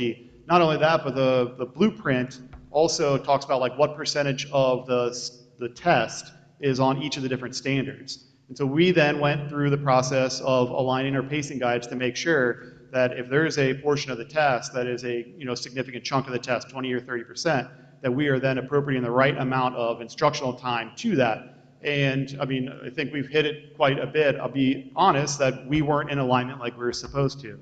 So that's where we've been focusing our past 2 years, is making sure that that is aligned, and then working with our teachers through the professional development to make sure that they're using the updated pacing guides and the updated curriculum docs. But what we're not seeing is we saw the improvement in the PI scores last year, which I think is a big part of that work that we did last year, and with the OST action plans, and we expect, I think, to see further growth in that with further mandate of the OST action plans. Thank you. Anyone else? Any other questions? It seemed like some of the areas of concern focused in junior high. Are there any specific plans within that area for like timing or aligning some of the kids who are taking the high school classes in junior high? Did that impact those results? Yeah, we've been looking at that too. There's a little bit of a game with like when you test certain grades and whatever else. And so we've looked in that, and some of it's just like where do you want to take the hit, right? Depending on what grade you are. But we definitely are looking at, any sort of changes that we can make from like a structural standpoint or how our courses are organized. And we're in that process right now, and I think you'll see some of that in the program study. Thank you. Thank you.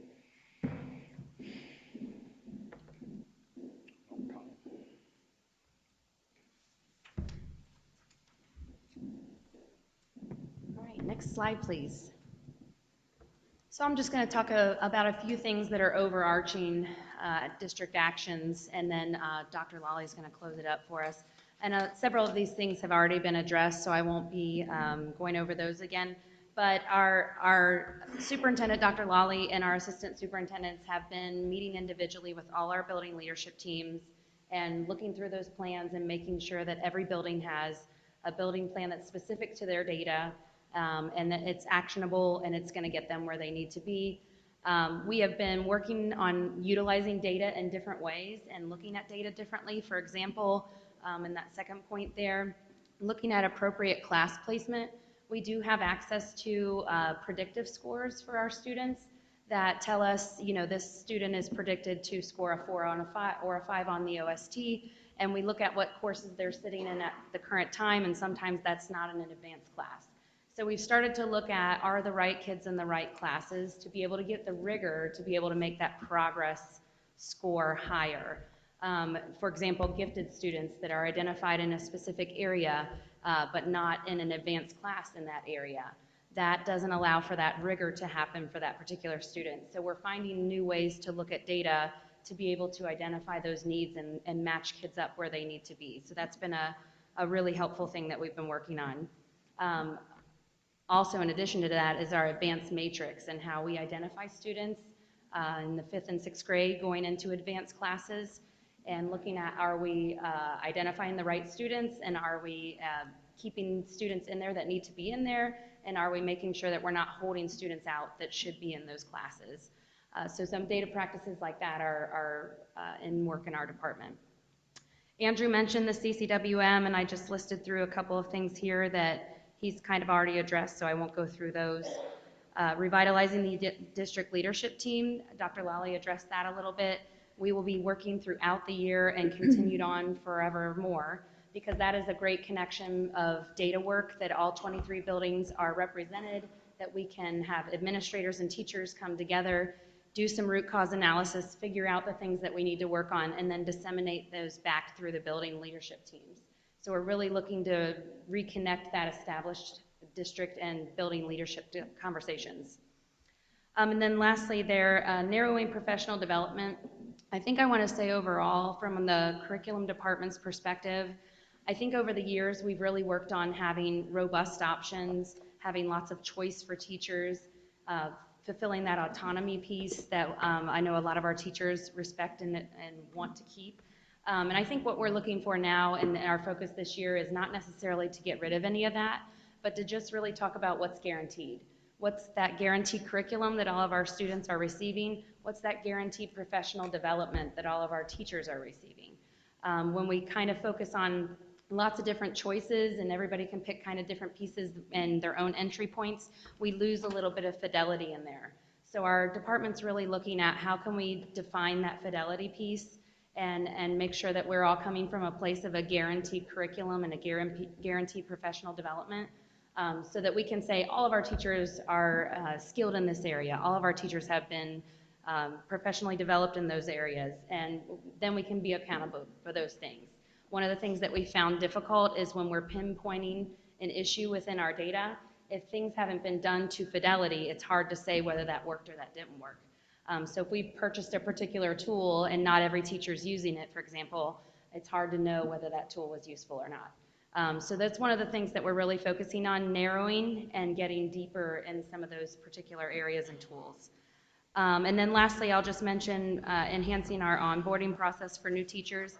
Again, that's another consistency piece. When someone comes on to Lakota schools, we want to retain them, we want to train them, we want them to feel welcome and that they know what they need to do when they come into the district. So we've had a great team of innovation specialists and a lot of departments actually coming together and really identifying what does a new teacher need when they come into the district and how can we support them. So those are some of the current district steps, and Dr. Lally's going to get into some of the more long-term, but does anyone have questions about those areas? Yeah. Lori, do we assign new teachers to a mentor teacher? So we do have teachers that are in the RESA program that requires them to have a mentor, but a teacher that just comes in with experience already isn't necessarily assigned a mentor. Buildings might do that on an individual basis based on need, but the only ones that are specifically given are the ones required by the state program. Thank you. Any other questions? Thank you, Lori.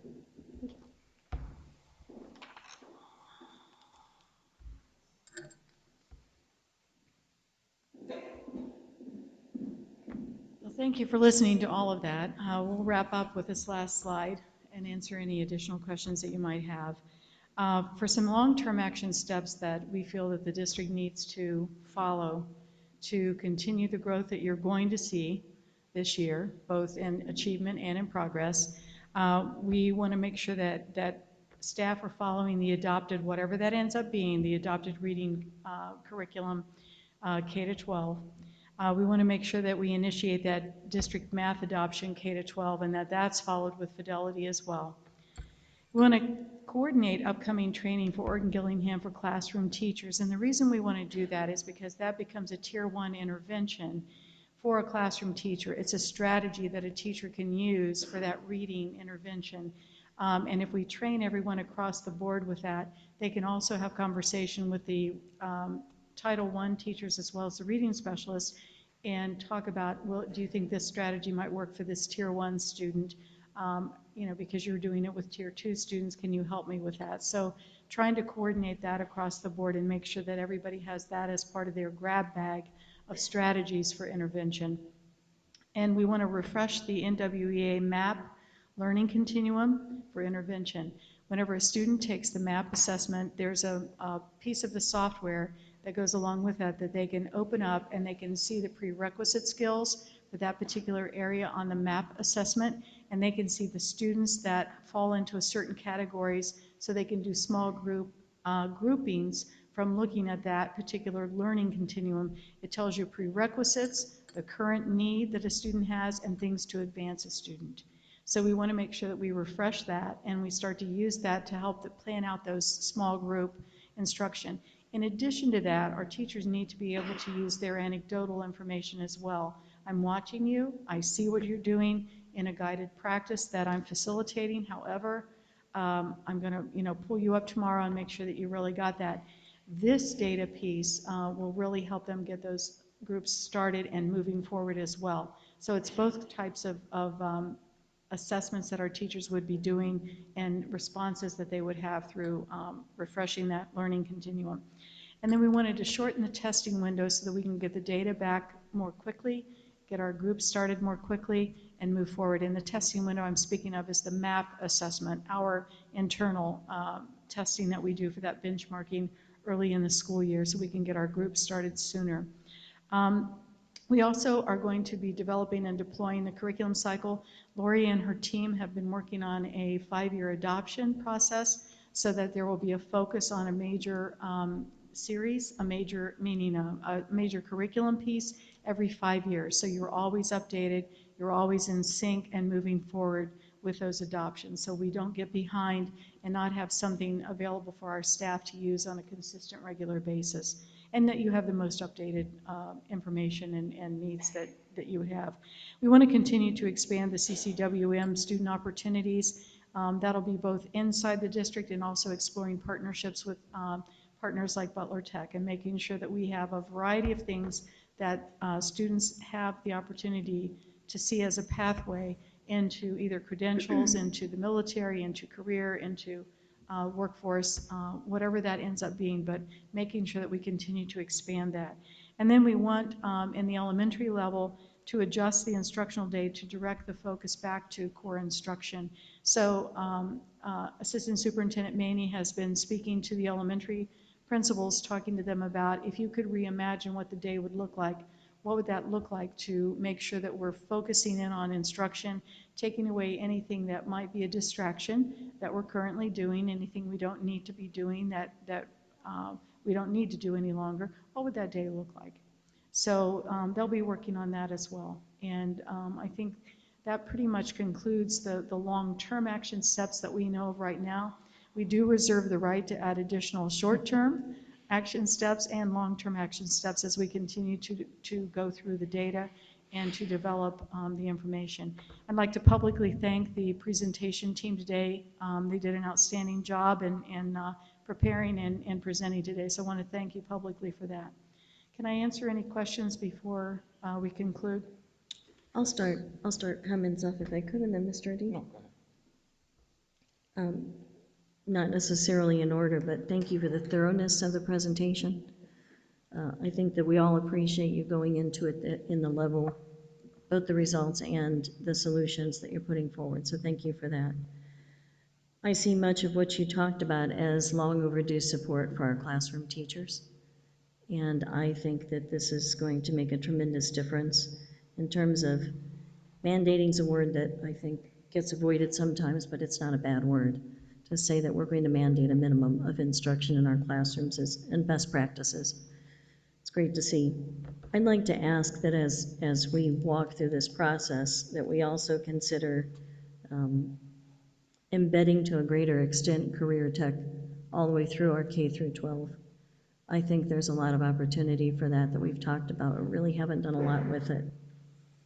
I'd also like to ask that we do an update, a brief update, maybe at our next meeting in November once we have the value add information, so that we have that component as well. And then I think you captured it well when you said innovation which enhances core instruction. There's room for both. But we definitely need to put the focus back where it belongs. So thank you for the great work and look forward to seeing the difference that it will make. Mr. D? May, before you I'm move on, sorry. may I ask you a question? Yes. When you say career tech, do you mean career awareness or career technical classes? I think it really depends on the grade level. Grade level, okay. Yeah, Just for I think there's clarification. room across the entire spectrum to begin with career awareness. I think we have a business community that would be happy to assist with that, and I think we could be much more robust in that.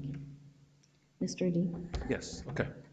I kept all my comments until now, and I'm going to ask you 3 major questions as regard the achievement on this. By the way, thank you so much for this presentation, because when you have a problem, to find solutions, you have to identify what the problems are. And this is what you've done tonight. We have analyzed where our gaps are. We have analyzed why we're not where we're supposed to be. Going through the solutions and action steps, there are a lot of things that I know as a project manager, you have really, really planned to succeed. And I'm going to highlight some of them. Ensuring that we have same content. Sharing best practices between buildings, the buildings that are succeeding and the ones that are falling behind, they have equal access and they are sharing best practices. Aligning the skills and lessons, very important. Professional development of teachers and then being content specific. Very good goal. Progress monitoring tools. I have one of the questions that is based on that. Then, as Mrs. Schaefer indicated, in her questions, one of it is size of classes or class sizes. Mandatory standard of teaching.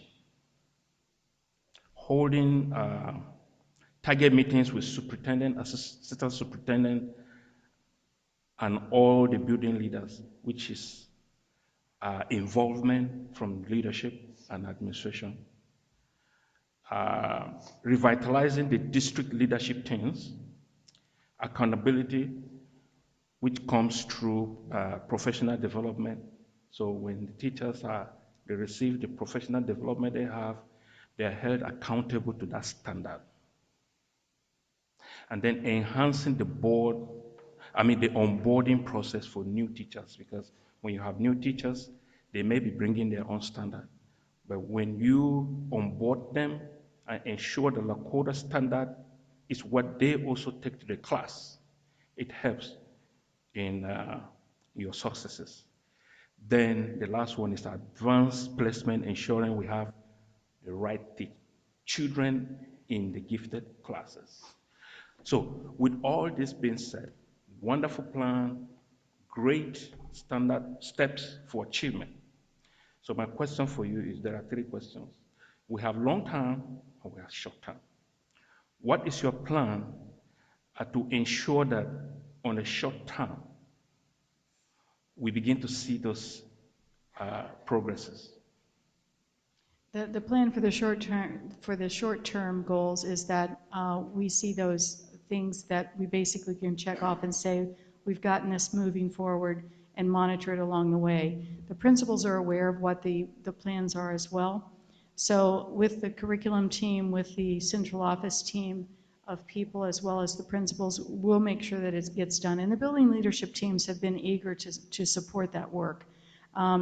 Meeting with them, they want some things at their fingertips. They want to be moving forward.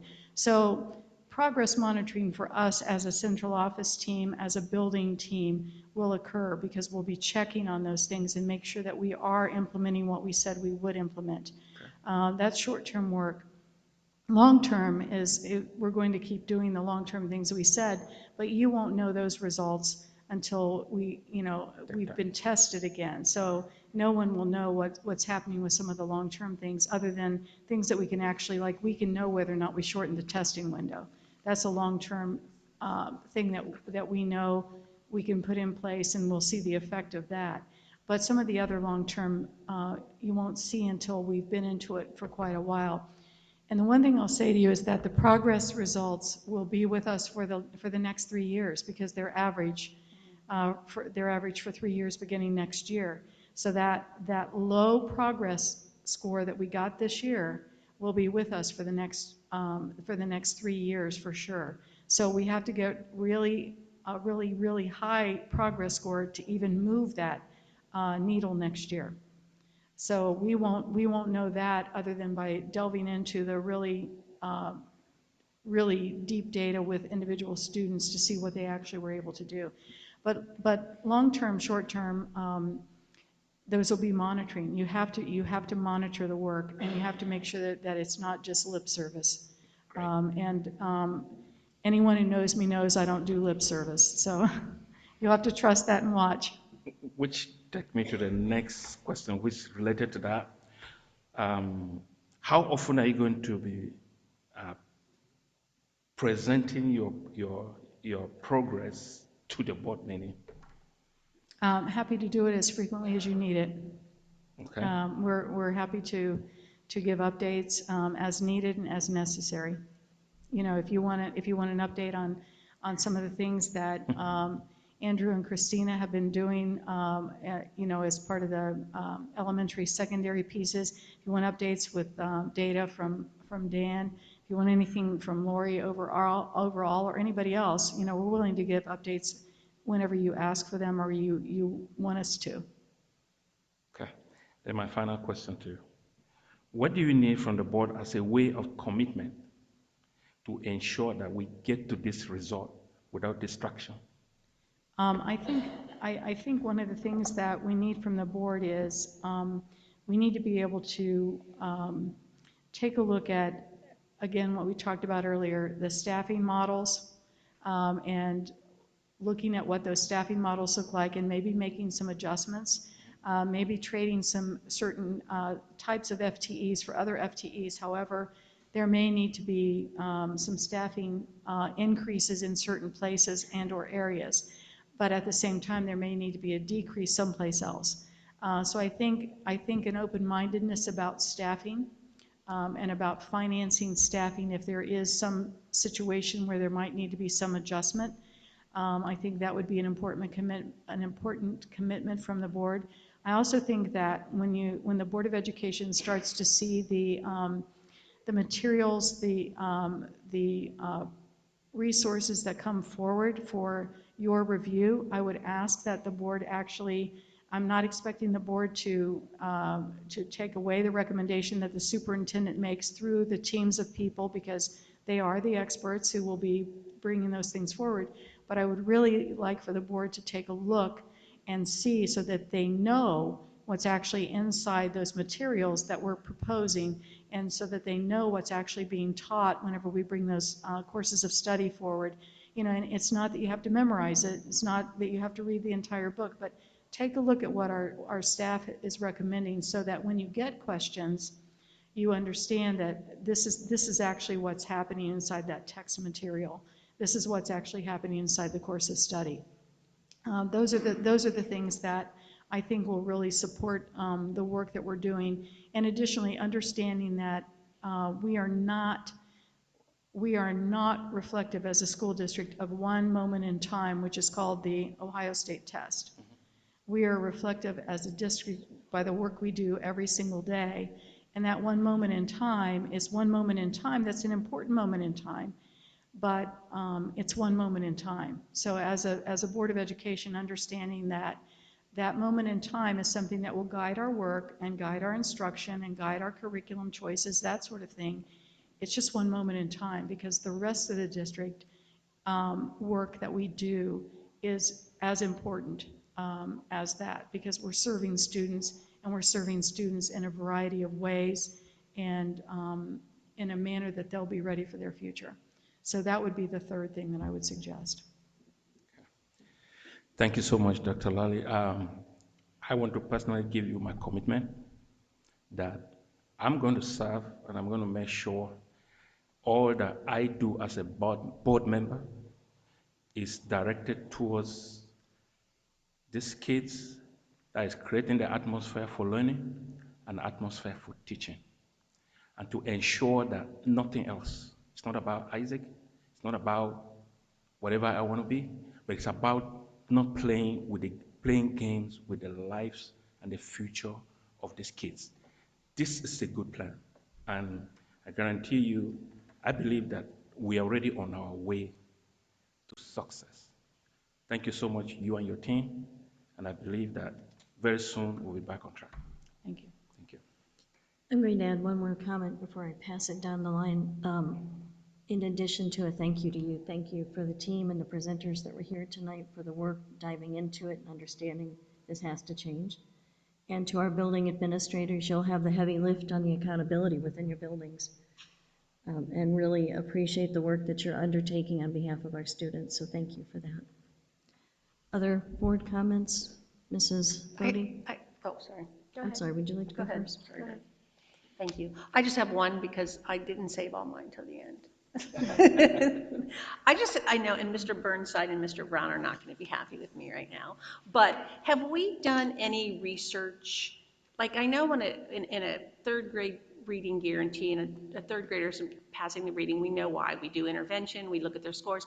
Is there any discussion with the upper grade levels, a focus group with students on classes? Like, this is boring and I don't understand why I have to do it. I mean, do we have any feedback from students that might help us guide some of this work? As far as I'm aware, I would have to ask the building administrators if we do. We do have plans to do those sessions with students in junior high and high school through this year. That was part of the plan that I had, because I've done that in the past, where I talk with students, and the principal will be with me whenever I do that, excuse me. But I can ask them and I can get back to the board on that. Just maybe some feedback, just, you know, Andrew may have some. Justin and I, along with the curriculum team last year, we did focus groups at the local high schools last year, multiple focus groups with students, asking specifically those types of questions about the programming, the courses that they're taking, their experiences in school, things like that, for the curriculum department to come back and go make decisions on. Oh, thank you. No, thank See, you. they've already done it. Thank you, Mr. Wheatley. Thank you to all of your team and everybody. It was great to be able to dive deep down into this and try to understand where we go from here. So thank you. Mrs. Bodie? I'll save mine for closing comments. Thank you. Thank you, everyone, for the work and the investment in this presentation. I appreciate it. Just a couple questions still. I noticed that on the good news front, that Indy had received 4.5 stars on their report card. Have we found anything specific to that achievement that is replicatable, or any reason why that happened in particular that we're aware of at this point? I think that the curriculum team and Stacy Maney are reviewing that to see if there's something that we can actually have them share. There's some really good things in all of the buildings that really need to be shared, and that's one of the good things about having there are different administrative meetings that have been set up across the board for the year, and that's one of the good things that can happen in those meetings between all the administrators and the curriculum team working together on that. So I think that's one of the things that they may already kind of know part of the answer to that, but I think they're continuing to look at that. So yes, we can think about that. Okay, and then secondly was preschool. I know, we outsourced that several years ago, and I understand, again, anecdotally, that some of the Head Start programs there may not be as many opportunities as there have been. I don't know if that's true or not. So have we looked at aligning this with preschool and having kids better prepared when they enter, and if we could expand those preschool offerings at all. We have not done anything with preschool with that, but that's something that we can do, yes.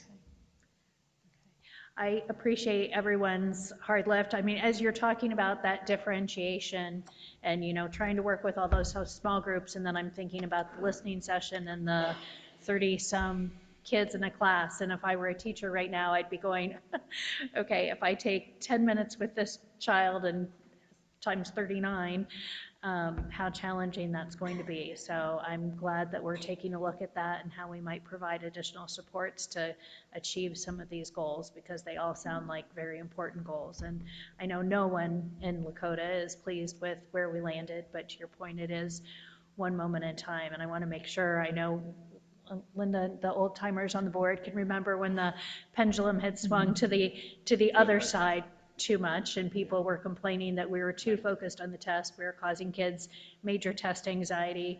All we cared about was teaching to the test. So I look forward to us finding our perfect medium spot here between those two pendulum swings. So I'm confident we'll get there. I think, Ms. Sefa, we need to give credit to somebody that made that statement. Yeah, thank you. Who was it? Thank you. Thank you We so much. appreciate all of the time and effort. Board, we're going to move to closing comments, but before we do, I would like to make one announcement that I think we need to share with our community. And after tonight's presentation, it's even more pertinent. Dr. Lawley is going to be recognized tomorrow by BASA, which is the business organization. Buckeye Association. I'm sorry, the Buckeye The Association. Buckeye Association, School As Administrators. Outstanding Superintendent of the Year. And so please, let's give her a round.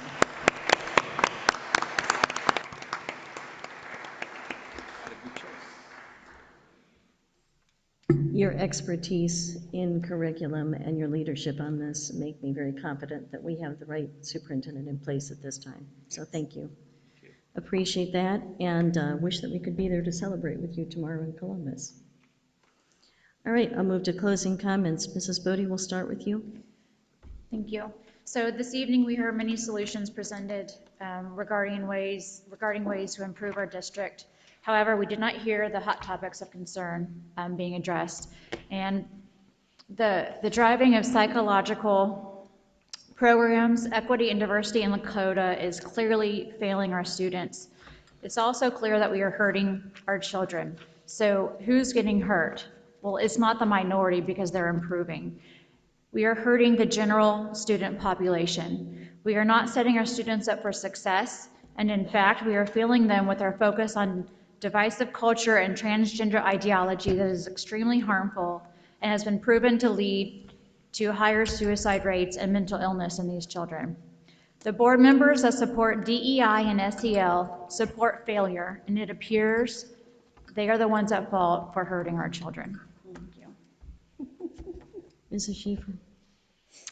I am thankful that we had a meeting focused on students and student achievement, and I hope that we can continue to do that. This is where we need to be focused instead of witch hunts and looking for things that don't exist. So thank you for that focus, and I hope that the board can continue to allow you to do the work that you need to do. I also think we need to look at the investment that we are making in our students. I spoke to it. There was a recent article about the 4 local schools that made the top 10 schools in the state with achievement. And that was Walnut Hills, Marymount, Indian Hill, and Wyoming. If you look at those schools, their average spending is 39% more than what we invest in our students. And I look at, if we could reduce our class size proportionally looking at those investments, I did some calculations and said right now, assuming we have 25, which again, as we've heard, some of our classes even have more than that. If we invested that same amount and just invested that all in reducing class sizes, we would have 15 kids in each of our classes. Again, I don't think any of us view that as a realistic goal. However, I think of the achievement that we could achieve if we invest in our students, and I look forward to continuing to make investments in our students for their future. Just want to thank everybody again. Congratulations to everyone. The schools, our ESC schools that all increased, that's an amazing job. But I believe that all of our schools and all of our administrators and teachers are out there every day trying to do their best for students. Nobody woke up and said, oh, I think I'm going to sabotage my building so I only get 1.5 stars. So I know that we're all working hard, and I know that we need a plan, and I'm thankful that we have a plan. Things like increasing the rigor so that our students can be critical thinkers and have conversations in their classrooms around critical thinking, I think is really important. So I just want to make sure that our administrators and staff know that we know you're out there every day, and we know you're working hard, and we know that you're doing what's best for your students and trying to keep the noise out of your buildings. And so I appreciate that, and I want to just thank them for that. That is all. Dr. Lawley? I just want to thank everyone for your time today. Please let us know if you have additional questions, and we'll be glad to do a regular monitoring update for you. Just let me know when you'd like those scheduled. So thank you very much. Thank you, Mr. Zing. Thanks for the presentation. That was really good. And I don't have anything else to add. Thank you. Mr. D. Thank you so much, Dr. Lawley and your team. As a professional, I have a major in project management for my master's degree. And like I said before, for you to solve a problem, you have to identify what the causes are. It leads you to your solution. And tonight, you have done a tremendous job with your team. And I believe that without the commitment of the board to reduce the distraction, I believe we're going to get to the goal. Thank you so much for what you do, and congratulations. Tomorrow, celebrate on us. Thank you. I'd like to say thank you to board members and to the audience for the respectful atmosphere so that we could have this discussion. It was really important.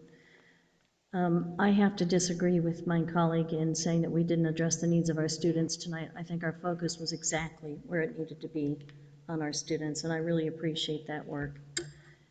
Toward Mrs. Schaefer's point, I think it is about an alignment of resources where they're needed the most, and I look forward to hearing those conversations as you work through that, Dr. Lawley, and come back with your recommendations.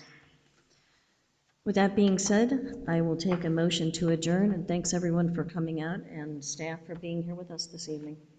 Is there a motion? Make a motion for adjournment. Thank you, Mr. Adine. Second? Thank you, Mrs. Schaefer. Please call the roll. Mr. D. Yes. Ms. Schaefer. Yes. Ms. Bodie. Yes. Ms. Casper. Yes. Ms. O'Connor. Yes. Thanks, everyone.